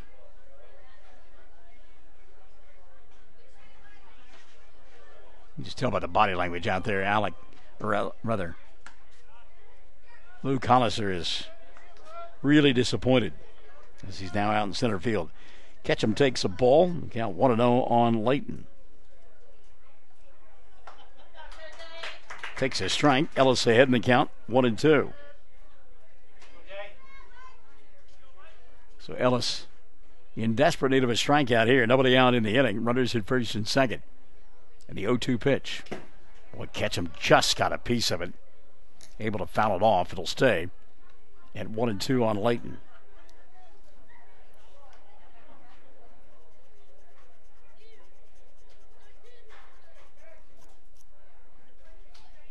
One-two pitch now on the way. Outside for ball, 2-2. So good job by Leighton Ketchum. Battle back from that 0-2 count. 2-2 on the way here. High and outside for ball 3 in the count full, 3-2. Now you get to decide if you want to be a manager. Nobody out in this fifth inning. You're up by 3. Runners at first and second. And a payoff pitch on the way here. The runners will stay put and the bases are loaded. Boy, Ellis throwing hard, but having a hard time finding home plate. So Ketchum will go to first. Cross to second.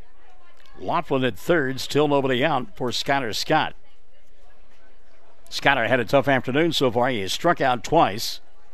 0 for 2. Would love to put a dent in the scoreboard right now.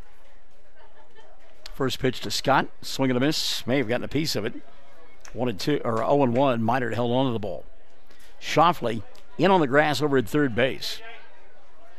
Sun right in his face. Boy, I tell you what, I got to be brave over there. High and outside. Ellis levels the count at 1-1 on Skyler Scott. And boy, I tell you what, waiting in the on-deck circle is Brett Perry, and he has been scolding the baseball. And Ellis desperately needs an out right now. 1-1 pitch on the way. Swing and a miss. Scott late on that one. 1-2. Even with a bag over at third is Moore, and Double play depth through the middle of the infield for Trey Jones and Kane Duff at second and short, respectively. 1-2 pitch on the way to Scott. Skyler looks at an off-speed pitch down low for a ball, 2-2. Well, if you're Scott, you got to be sitting on something right now because you know J.J. Ellis does not want to run the count full here. So, swing and a miss. Fastball ticked into the glove of Minert. Alec holds on to it for out number 1. Scott 0 for 3. He has struck out all 3 times. And back to the top, Brett Perry. Perry, no official at-bats in the ball game. He's 0 for 1. He reached on an error his first time around, struck out looking in the second, and then walked in the fourth and was part of that bang-bang double play to end the inning. Perry, first pitch swinging here, tries to go the opposite way, fouls it out of play. It's 0-1. Laughlin at third, Cross at second, Layton Ketchum at first. Keep talking about Shoffley on the grass over at first base. He's still there with a left-handed hitter looking right at him. 0-1 pitch upstairs for a ball. The count 1-1 now on Brett Perry. Keeping balls and strikes too. Look at you, man.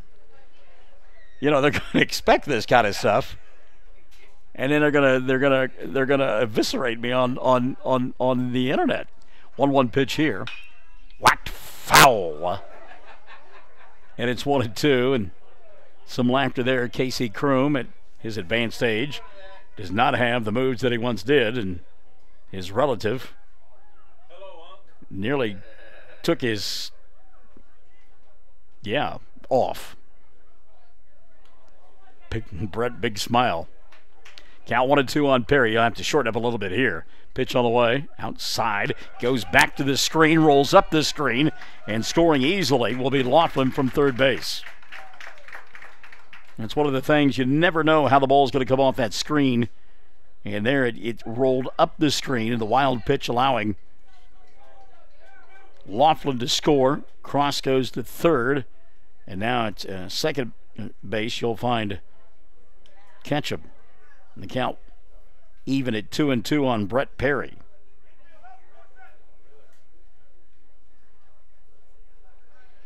Infield now in on the grass. Perry, high fly ball right field, looking up and making the catch on the warning track will be the left-hander. He'll fire it to home. It'll score Cross. Now the ball gets away. An inadvertent play there, and safe at home will be Warner. Well, wheels falling off on that particular play there for Hobart. Cross scoring easily, and then the ball flipped around on the infield, and folks not paying attention, and it cost Hobart another run, and just like that, it's a 9-3 ball game. So a sacrifice fly for Perry, give him an RBI, just one. Then second run, not an RBI. He doesn't care. His club now leading 9-3. Henry Lopez will step in. Lopez on the ball game is 2 for 2. Couple of runs scored. Andy has walked. Looks at the pitch downstairs for a ball. 1-0 on Henry. 1-0 pitch. Lopez, high fly ball left field. Going back is Emerson, still going back, and he looks up, and this one is off the base of the wall. Henry on his way to second base, and he's there standing up with a double. 2 gone here in inning number 5. Henry may have hit that one too hard. He got it up in the jet stream, and it may have had a little top hand spin on it, and didn't quite get out of here. Hit the base of the wall, and again, like Tanner Emerson, it's just been a tough afternoon for him. He's tried to chase one ball after another. He just can't get deep enough. At some point, he may just set up shop there on the warning track. Here's Sean Booth. Booth hitting with 2 gone. First pitch swinging, ground ball. Moore at third base has the ball get away from him, and everybody going to be safe. An error on Cole Moore. Sean Booth hit it hard. Moore had it roll up his chest. He fired behind Lopez at first base in hopes of getting Henry leaning off the bag, but couldn't get it done. So Mangum batting around here in inning number 5. Runners at first and second. Jet McAlexander will step in. McAlexander 3 for 3, pair of singles, double, and a run scored. Lopez at second, Booth at first. 2 gone here in inning number 5. Mangum has pushed across 5 in the inning.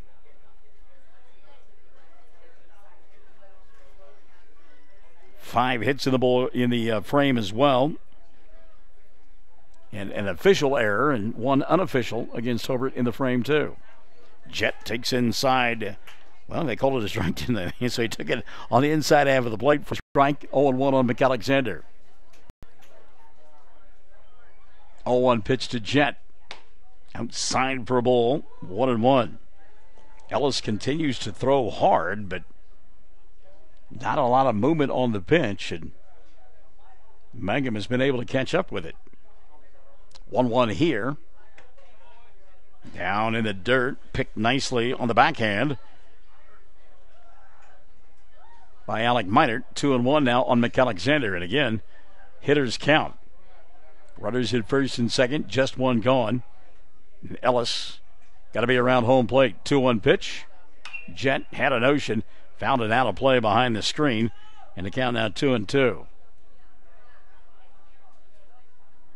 You know, and I've been watching Alec Minert all afternoon long, and there's just something not right with him. He just, you don't know if he doesn't feel well, if he's battling an injury, but you can just kind of tell Alec does not seem like he is on his best ball game. 2-2 pitch on the way here. McAlexander had a notion. Took it for a ball. That'll run the count full at 3-2. Yes, please erase that because that's my paperwork. So the runner's off with a pitch here. 3-2 offering. Rolled on the ground again. Huge gap out there between short and third, and scoring easily from second base will be Henry Lopez. So Lopez comes around to score. RBI single there for McAlexander. Jet 4 for 4 in the ball game.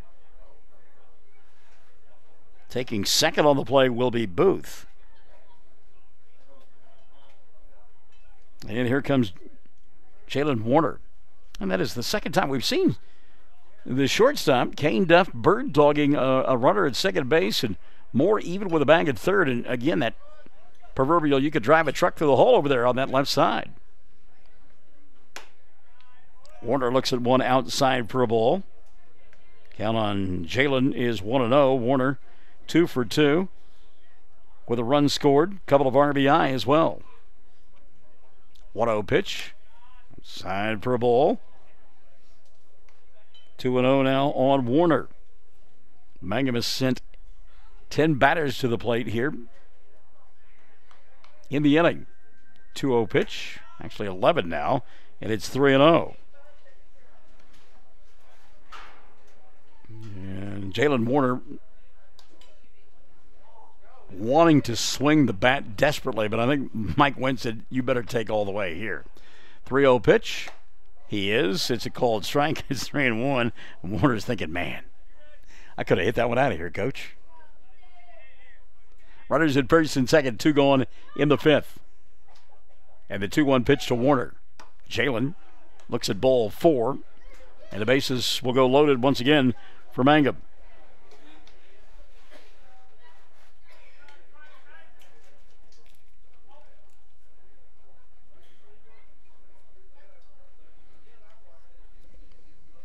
Bases loaded, 1 gone. Laughlin takes a strike, and it's 0-1 on Colton. Colton has struck out, walked, and has singled, drove in a run, and scored in this inning. 10-3 ball game. Warner pops this one up behind shortstop, and Duff going out, and Moy has to reach and make the play, but does for out number 3, and finally the frame will come to a close. But not before Mangum comes up with 6 runs in the inning. 6 runs in the inning for the Tigers. We'll count the hits and the errors and all that stuff because there's so many. I'm running out of fingers. We're back after this. Mangum on top 10-3. It's Classic Hits 97.7. Greer County Farm Bureau agents Mickey Lively and Steve Martin support high school sports. Mickey and Steve offer insurance for property, casualty, life, commercial, and crop insurance. They're at 231 North Oklahoma in Mangum. Phone 580-782-3827.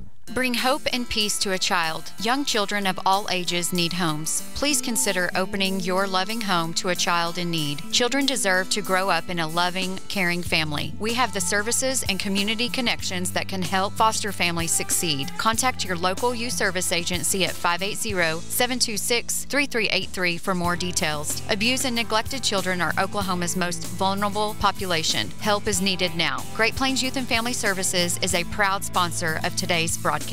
Everyone wants to be on a winning team. That's why Great Plains Bank is a proud supporter of the Tigers. No matter what life may throw at you, Great Plains Bank has the play drawn up, and we're ready to go into overtime to win your business. What makes Great Plains Bank different is that we will make the extra push to get you to the goal line. When it comes to your family's finances, every play counts. So pick a teammate you can trust. We want you on our team because with customers like you, we are greater together. Great Plains Bank, member FDIC and equal housing lender. Give you the numbers on that fifth inning for the Tigers. 6 runs, 6 hits. There was an error, and the bases left loaded again by Mike Wynn's team.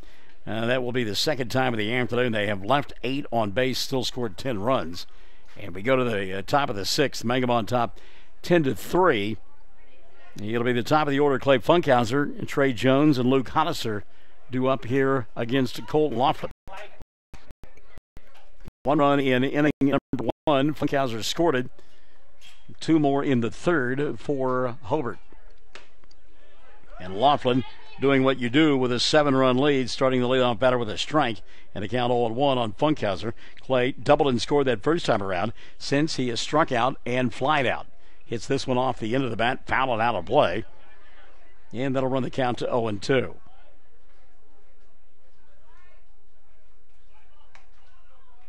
Laughlin just got to sit back, throw strikes, let his defense go to work for him.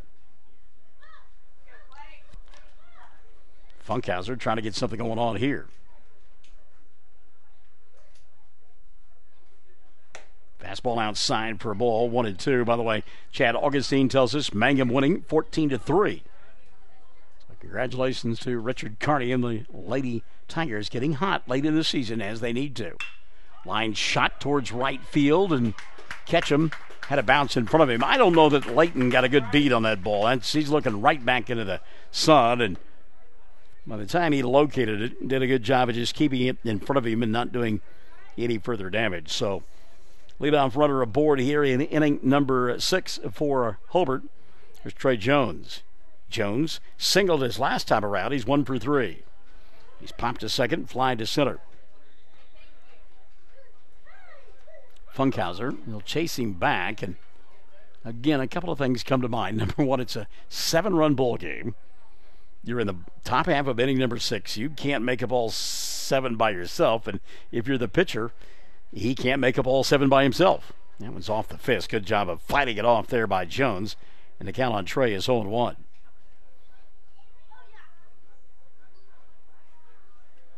You hear NFL coaches talk about distractions all the time, and sometimes with a 7-run lead late in the ball game, a single base runner can be a distraction for a pitcher and the defense. There goes the runner. The throw going to be low and not in time. Stolen base for Funkhauser. So Clay trying to get something going here in the 6th for his ball club, and you like his efforts. But again, if you're Colton Laughlin, just go to work on the guy at home plate. Count level at 1-1 on Trey Jones. Shadows beginning to creep across home plate. Just make it a little bit difficult for the hitter to pick up the baseball. Well, good job there.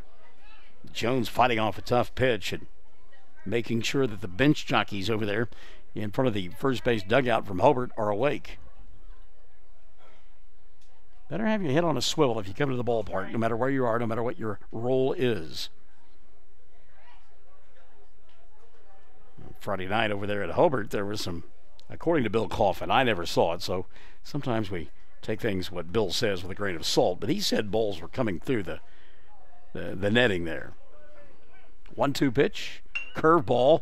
Boy, good job of fighting it out by Jones. Flipped to first base by Scott for 1 out. And advancing to third will be Funkhauser. But a good job there. And it's kind of what we talk about, a 7-run lead. A good job there by Mangum to get the out at first base. You give up the the advancement from second to third by Funkhauser, but you get the out. One gone now for Luke Hollister. Hollister on the afternoon, 1 for 3. He singled his last time around. Actually, he's 2 for 3. I'm sorry. Singled his last 2 times. Took a hack there. Tipped it foul, and it's on 1. Luke reached on an error in the first, singled and scored in the third, and singled and was left stranded in the fourth. So 2 for 3 on the ball game with a run scored for Hollister. Meyer trying to shake that one off. It got the top of the mask on the foul tip. I could have hit him, Howard, but he kept moving away. Luke looks at one inside for a ball. 1-1 now on Hollister. Down at third base, Clay Funkhauser. He's there with 1 gone. Mangum on top, 10-3.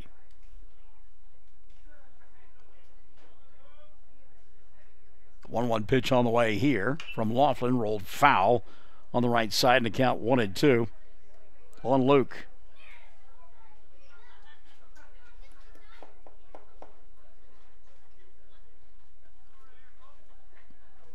This one kind of has come to a grinding halt. It was moving along pretty briskly. Look at the fielders, you can tell that it's a grinding halt. Hollister whacks one into center field. That'll be a base hit and an RBI, and it'll make it a 10-4 ball game. Boy, Hollister hit that ball hard. Give him an RBI single, his 3rd hit of the afternoon. And it'll bring Luke Meinert to the plate, or Alec Meinert to the plate, I'm sorry. Meinert in the ball game has walked, singled and scored, and grounded to short. 1 for 2 officially.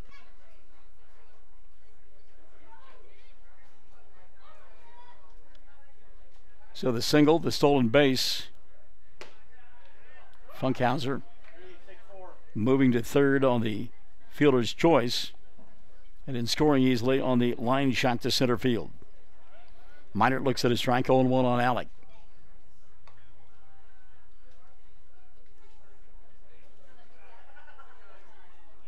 Laughlin trying to get out of the inning with no further damage. He's got 1 going. Here's the pitch to Alec. Ground ball to second. Knocked down by Scott. He'll flip to McAlexander. And that'll be the 2nd out of the inning. Ball hit hard. Scotter had his vision blocked a little bit by Tyson Morley, the field umpire. And I'm not so sure it didn't get just a little bit of Tyson as it went by. So a good play by Scotter just to get the force at second base. Hollister is retired on the fielder's choice, 4-6. Meinert over at first with 2 going. And here's Kane Duff. Duff hit by pitches last time around. He has singled, drove in a run, and struck out. 1 for 2 in the ballgame. 10-4 contest. Mangum on top here in the 6th. Duff looks at a sweeping curveball that'll level the count at 1-1. Kane took a ball, that first pitch from Colton Laughlin.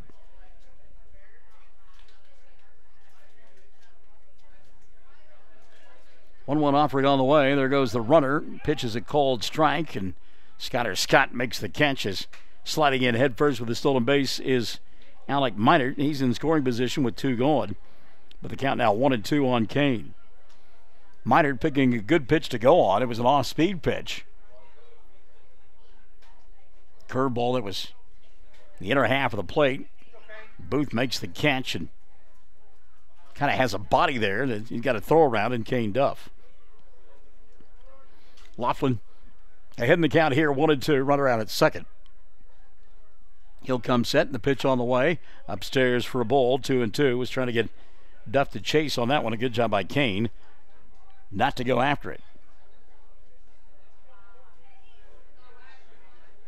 2-2 count now on the shortstop from Hobart.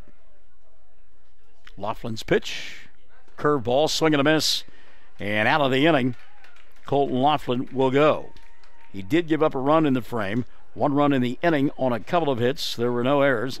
And a runner left on board. We have played 5.5. Mangum leads it 10-4 here on Classic Hits 97.7. 333 Dental Care in Mangum is the dental practice of Dr. Dustin Lively.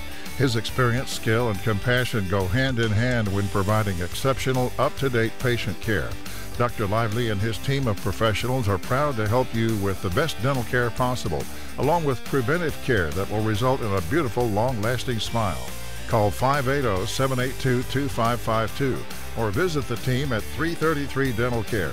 They support the Mangum Tigers and Lady Tigers. The Castle Insurance Agency of Mangum is celebrating 80 years in business and 4 decades of Mangum Tiger and Lady Tiger graduates. The Castle Insurance Agency has had and will continue to have a long-term commitment to support Mangum students on the field and off the field. For auto, home, farm, bonds, crop, oil field, or commercial insurance, please call or stop by the Castle Insurance Agency, 122 South Pennsylvania in Mangum. Call 782-3049. That's 782-3049. The Castle Insurance Agency of Mangum. Travis Septic Tank Service can handle everything related to septic tank maintenance and cleaning, including commercial applications. Call Travis Septic Tank Services at 580-782-2384. That's 782-2384. Travis says, go Mangum Tigers. Taking care of your family is easy and convenient at the JCMH Family Care Medical Clinic in Mangum. Located at 114 South Lewis Tittle in Mangum, Dr. Lonnie Perryman and nurse practitioner Patty Burks provide a comprehensive, full-service family practice, including care for children and adults, including geriatrics. Call 782-3393 for appointments at the JCMH Family Care Medical Clinic in Mangum. All right, here we go. In the bottom of the 6th inning, it'll be Brooks Cross, along with Leighton Ketchum and Skyler Scott, due up for the Tigers as they lead it 10-4. Brooks in the ball game is 1 for 3 with a run scored. Looks at a strike here, and a count 0-1 on Brooks. He struck out to end the 3rd, popped out in the 3rd, and then singled and scored in inning number 5. 0-1 pitch, swing and a miss. 0-2 now. And looking a little bit more comfortable on the mound so far this inning, J.J. Ellis. 0-2 pitch from Ellis. Lifted high in the air towards left. Emerson going back, still going back, and this one is off the fence. And Cross just missing a home run by an eyelash. Stand-up double to begin the 6th inning. And again, you got a feel out there for Tanner Emerson. Mangum has hit a bushel basket full of baseballs that way, and he continues to go deeper, deeper, and deeper, and there just simply ran out of real estate, was on the warning track, reached up, but couldn't haul in the baseball. So Leighton Ketchum now will come to the plate. Ketchum walked and scored in his only plate appearance. He was a defensive replacement out in right field for the Tigers. And Luke Rogers fouls this one back to the screen, 0-1 on Ketchum. Yeah, there's a brand new infield out there now for Colt Allison. He looks like maybe there's that Simon Chulamani over there at third. Cole Moore out at short. And it's not Cole, is it?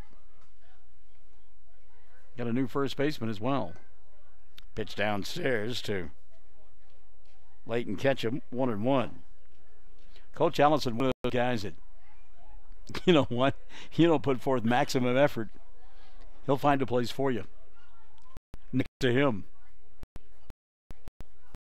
Ketchum couldn't catch up with that. The count on Leighton now 1-2.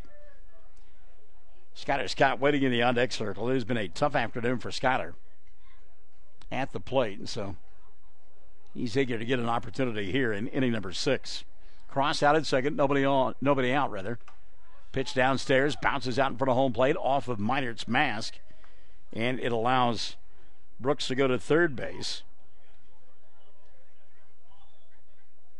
and runs the count to 2-2 on Leighton Ketchum.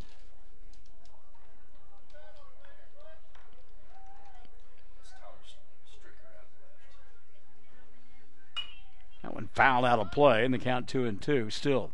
You said it's Tyler Stricker? Yep. All right, Tyler Stricker out there in left field, and he victimized by his predecessor, is simply running out of room on fly balls that the wind just keeps pushing. 2-2 pitch on the way here. Ketchum swinging a miss, going on strikes. Leighton down. First out of the inning for Hobart. And here comes Scott. Scott wearing the color on the afternoon, 0 for 3. Skyler, we noticed in the on-deck circle, was stretching. Like his groin had presented a problem for him on that backhand double play that he tried to make. And again, you look at him, and he doesn't look comfortable at all. Swing and a miss here, 0-1. Hobart, by the way, bringing that young infield in now to try to cut down a run at home plate with less than 2 outs. 0-1 pitch. Fastball right on by Scott, 0-2. Scott now needing to shorten up and make contact somewhere. 3 in the first for Mangum, 1 more in the third, and then 6th in the 5th. They lead 10-4. Scott fouls this one back behind home plate.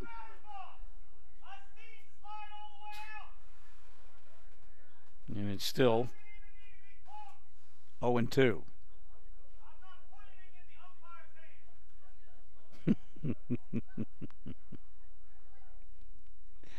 Enjoying the commentary from the Hobart dugout. 0-2 pitch. Outside for a ball. The count 1-2. Brett Perry looming in the on-deck circle for the Tigers. 1-2 pitch on the way here to Skyler. Outside for a ball, 2-2. Runner at third base since Brooks Cross. 1 gone here in inning number 6. Scott trying to get that run home. Pitch down in the dirt, knocked down inadvertently by Minor's body, and the count now 3-2 on Scott.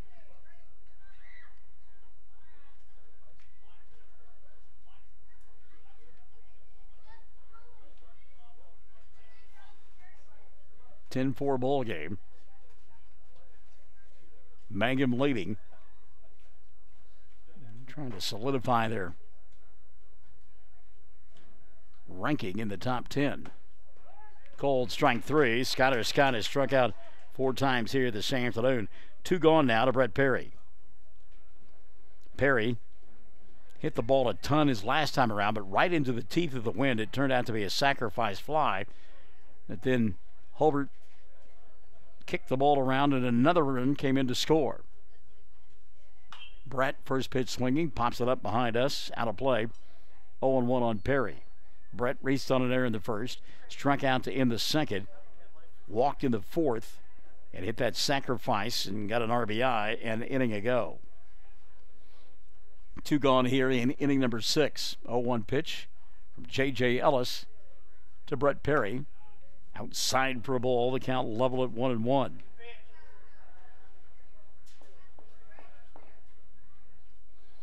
Yeah, I think the state slow pitch softball tournament is set for May 1st. I mean, it's going to get here. Pitch inside for a ball, 2-1. And then the baseball state tournament's like just a few days behind that, so. And not a lot of season left. 2-1 pitch to Perry. Brett takes a strike, and it's 2-2 on Brett. So Ellis, pitch away from getting out of the inning and leaving that runner stranded. Brooks Cross over third base.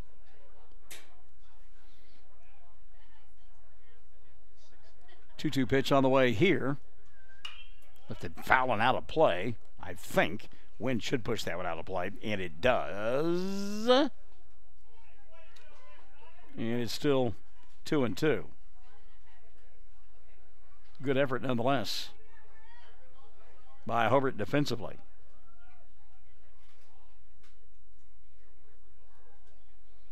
So the count 2-2 on Brett Perry. As we mentioned, this one getting kind of quiet late in the ball game. 2-2 pitch. Perry up at his eyes, pops it up on the infield. Calling for it is the first baseman, makes the catch for out number 3. And a good piece of pitching there by J.J. Ellis as he gave up the leadoff double, but the left runner stranded over at third base.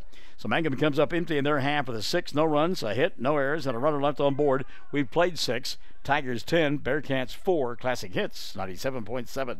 Triad Home Health in Mangum is locally owned and offers nursing, physical therapy, occupational, wound care, IV therapy, and more. All administered by people who go above and beyond for you. Phone Triad Home Health today at 580-782-5800. That's 782-5800.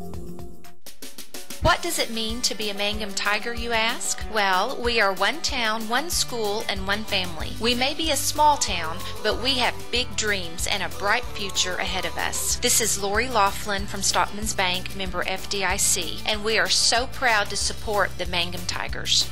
Mangum Oil and Gas at 1306 North Lewis Tittle offers so many services, from fuel at the C-store to the self-serve car wash, getting propane bottles filled or propane delivered to the home and farm, even U-Haul services.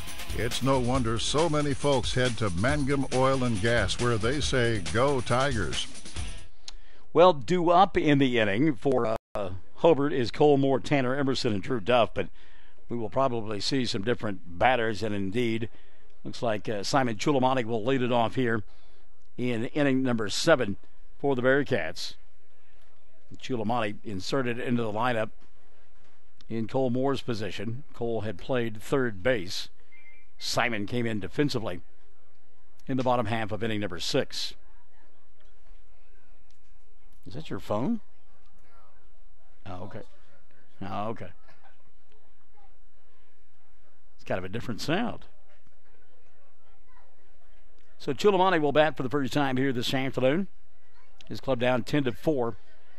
We play in the top half of inning number 7. Colton Laughlin trying to come up with the complete game victory for the Tigers. Chulamani takes high and out of the zone. And the count on Simon is 1-0.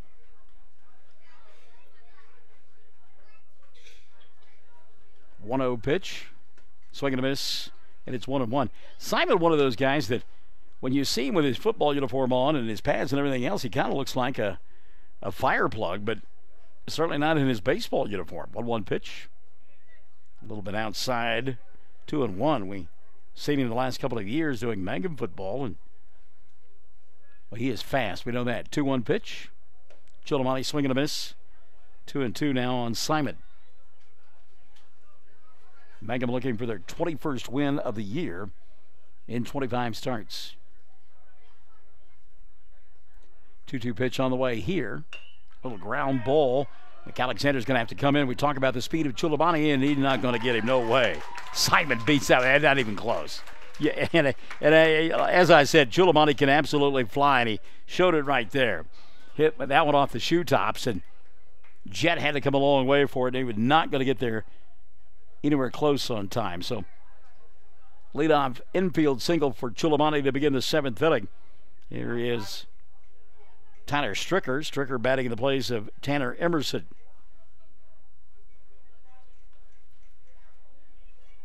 I like the gold hat that he has. Trying to bunt his way on board. That went up over our heads, as you can hear. The count on Tanner, 0-1. That was one of the things that I loved last Friday doing the bowl games over at Hobart. Tyler 0-1. But doing those bowl games at Hobart on Friday is that foul balls would be hit, and because of the overhang, folks couldn't tell where they would go, and they'd be up in the air for quite a while. Then bang! All of a sudden they'd hit the overhang, and people were spilling their popcorn left and right. Quick throw over there. Chulamani back safely. What was even better, though, is the concession stand there at Hobart. They can't see anything, and there were times where foul balls would plunk on top of that building, and it really would shake things up. Again, Stricker tries to bunt, and again, foul for Tyler, and it's 0-2. Chulamani at first, nobody out here in inning number 7. Drew Duff waiting in the on-deck circle as he will hit in the frame.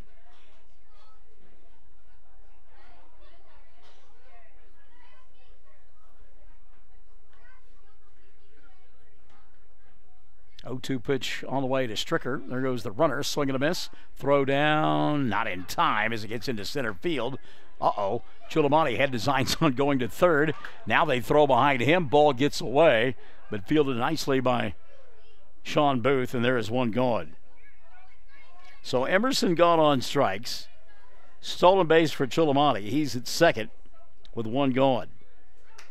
And if you're a coach, you're kind of saying to yourself, really?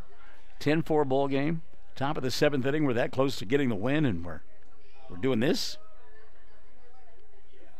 Chillimani, no doubt, challenging the manhood there of the defense for Mangum. Coach Allison going to come down the line and have a conversation with Alan Meyer.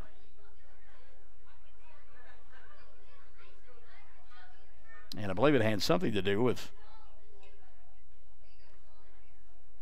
Stricker at the plate and the throw down, and Colt is looking for anything he can to break the rhythm. Now he's going to go over and talk to Mike Wint about it. Meantime, Drew Duff will go ahead and hit. Duff on the afternoon, 1 for 3. Swing and a miss here. 0-1 on Drew. He struck out looking in the second, rolled into a fielder's choice in the third, and then singled in the fifth. And it getting to be that time of the night, or the evening, I should say, a little bit hard to see. That's a cloud cover. Lights not on yet. They wouldn't have any effect if they did come on. When you have 58-year-old eyes, you don't always pick things up real well, although we could see that curveball. Alan Meyer might have missed it. That looked like a strike. And the count level at 1-1. Oh, I love Alan, known him a long time, and if I said that to him face to face, he'd go, no, it's a ball all the way. I've known Alan. I know his response. What Duff tied up on that one. Drew couldn't make up his mind if he wanted to swing or not. The curveball just had him tied in knots, and he took a little half swing at it, and it's 1-2. Same kind of swing, actually, that Chillimani took to get the infield single. Drew runs well, but I don't know if he runs as well as Chillimani. Duff fouls that one back behind us. And the count will stay 1-2 on Drew. And again, this one has gotten kind of to a snail's pace. It was a well-played ball game, and it was tight, and suddenly Mangum blows it open, and now it's just becoming a grind late in the ball game. 1-2 pitch on the way here, popped up on the infield, and now it drifts into foul territory where Sean Booth will make the play for out number 2. Good job by Laughlin to come off the mound and direct his catcher as to where the baseball was in foul territory, and give Booth credit. He kind of made it into a routine play.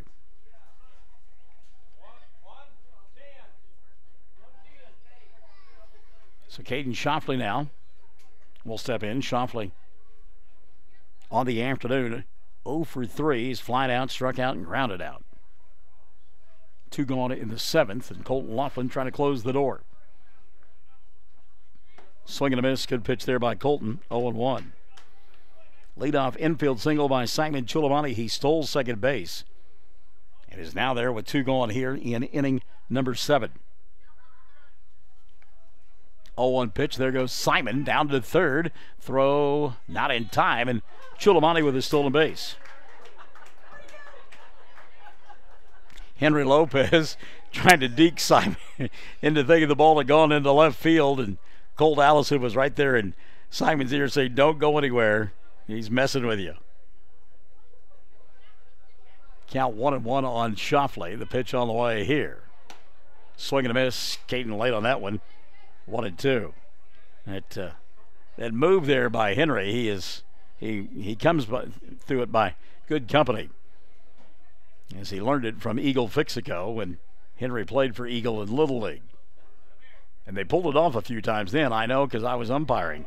Oh, how about that curveball there? Colton Laughlin wanted this strike, and Alan Meyer was already set to ring up the ball game, and he thought, nah, let's go at least another pitch. Count 2-2. That was a dandy overhand curveball, though, by Colton Laughlin. 2-2 offering on the way here. A little ground ball foul. We'll go back, Jack, and do it again. See how brave Colton is. Go back to that overhand curveball again. Chilomani over at third. 2 gone here in the 7th. And the 2-2 pitch on the way to Duff. Back this way. It'll stay 2-2. I said Duff. That's Caden Shoffley instead. Shoffley trying to keep it alive for the top of the order, and Clay Funkhauser. The fat lady's in the wings singing, but she's not. She's just simply warming up. She hasn't broken into full-fledged song. Thank you, Yogi Berra. 2-2 pitch. There is that off-speed pitch that sails high and outside for ball 3. 3-2.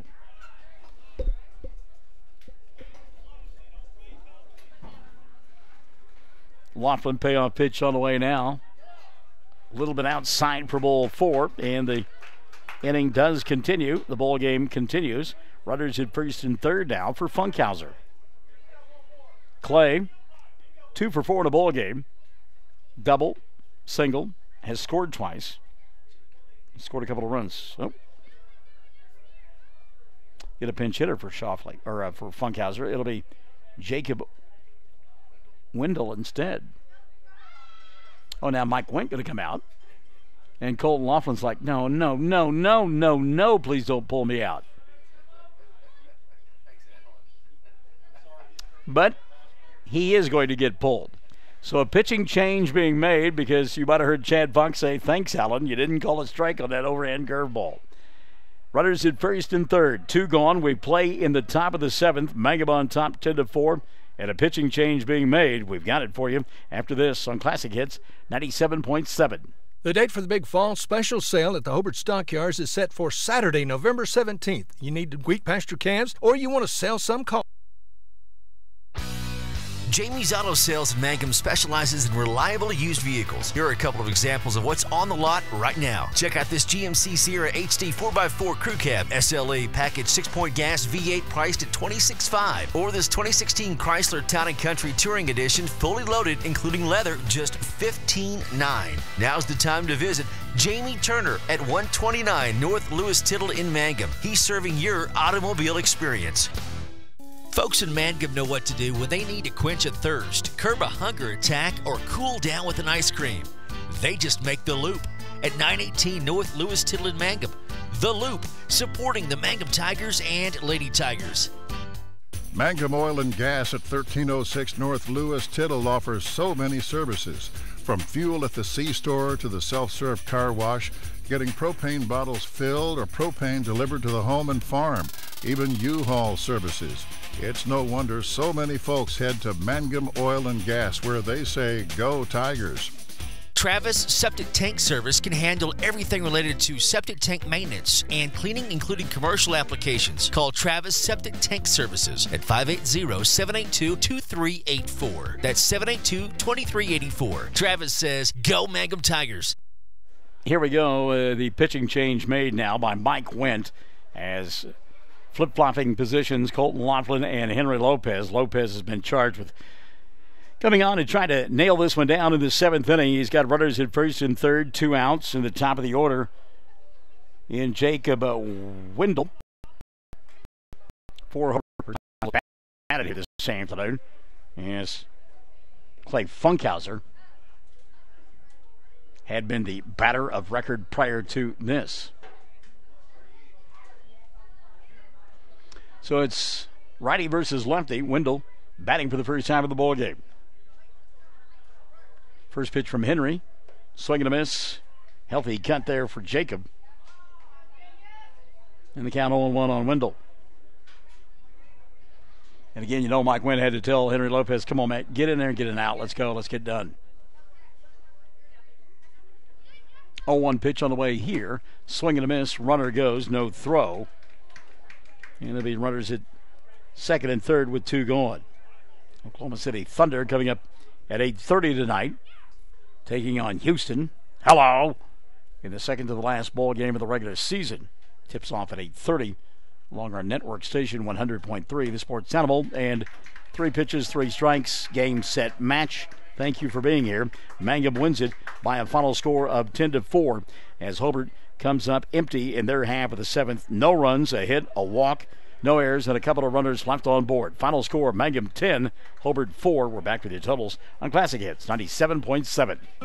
For over 4 generations, the Willis family and staff have worked to develop their skills, and with improved technologies, they can assure you of a monument that will stand the test of time. Their award-winning designers, expert stonecutters, layout artists, sandblast sculptors, and installation crew are here to serve you. Visit them online at willisgranite.com. Willis Granite Products, with locations in Granite, Oklahoma City, and Stillwater.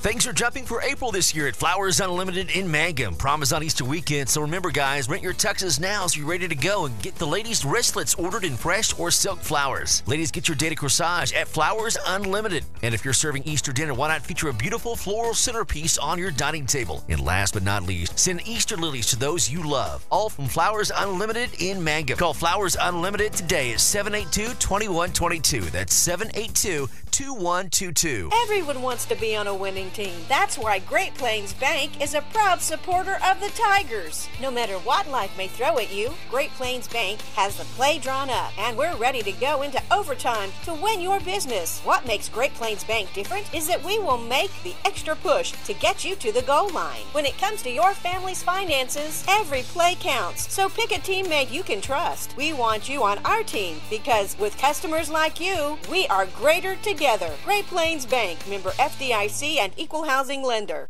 When it comes to funeral homes, there are several to choose from. But choosing a funeral home that is locally owned offers the advantage of the local owners who are involved right here in the community, helping you during your time of need. Greer Funeral Home owners Carson and Stacy Van Zant are perfect examples of owners who offer that family-like connection that you'd expect from a friend and a neighbor. Greer Funeral Home in Mangum and Granite, providing dignity and respect. Now Mangum wins it this afternoon by a final score of 10-4. 10 runs, 13 hits, and an error by the Tigers. 4 runs, 10 hits, and 2 errors committed by Hobart. Mangum now 21-4 on the year. They are also, rather dubiously, the winners of the Big Bat baseball tournament. They were scheduled to play these two teams on Saturday, but it got washed out, and so Colt Allison brought the trophy and handed it to the players. Mike went, he's like, I don't want to accept this. This is, and so the players got it and they took a photo together. And meantime, Colt and Mike talked at home plate. So Mangum now 21-4 on the year. They will play again on, I believe they are scheduled to play on, what is today? Today is the 9th. They will play on Thursday at the Blair tournament against Blair. And then they will play back at home on Monday against Hollis. As the regular season again continues to wind down. Meantime, Hobart sees them lose for just the 3rd time this year, and for the first time to somebody besides Vernon, Texas, as they now fall to 16-3 on the season. And Mangum will play, or rather, Hobart will play again on Thursday, as they will play an Altus against the Bulldogs. That's what the schedule is calling for. A victory tonight, and as well for Richard Carney and the Mangum Lady Tigers softball team, as they knocked off Hammond. And they will return to the Diamond on Monday against Carnegie, and we are scheduled to bring that bowl game to you here on Classic Hits 97.7. So for our producer-engineer, Chad Fox, I'm Michael in the Morning. Join me tomorrow morning at 6 for my show, Monday through Friday, 6 to 9. Michael in the Morning. Go to my Facebook page, Michael in the Morning. Like that thing and be a part of the show. 10-4 the victory tonight for Mangum over Hobart, right here on your voice for Mangum Sports. We are Classic Hits 97.7.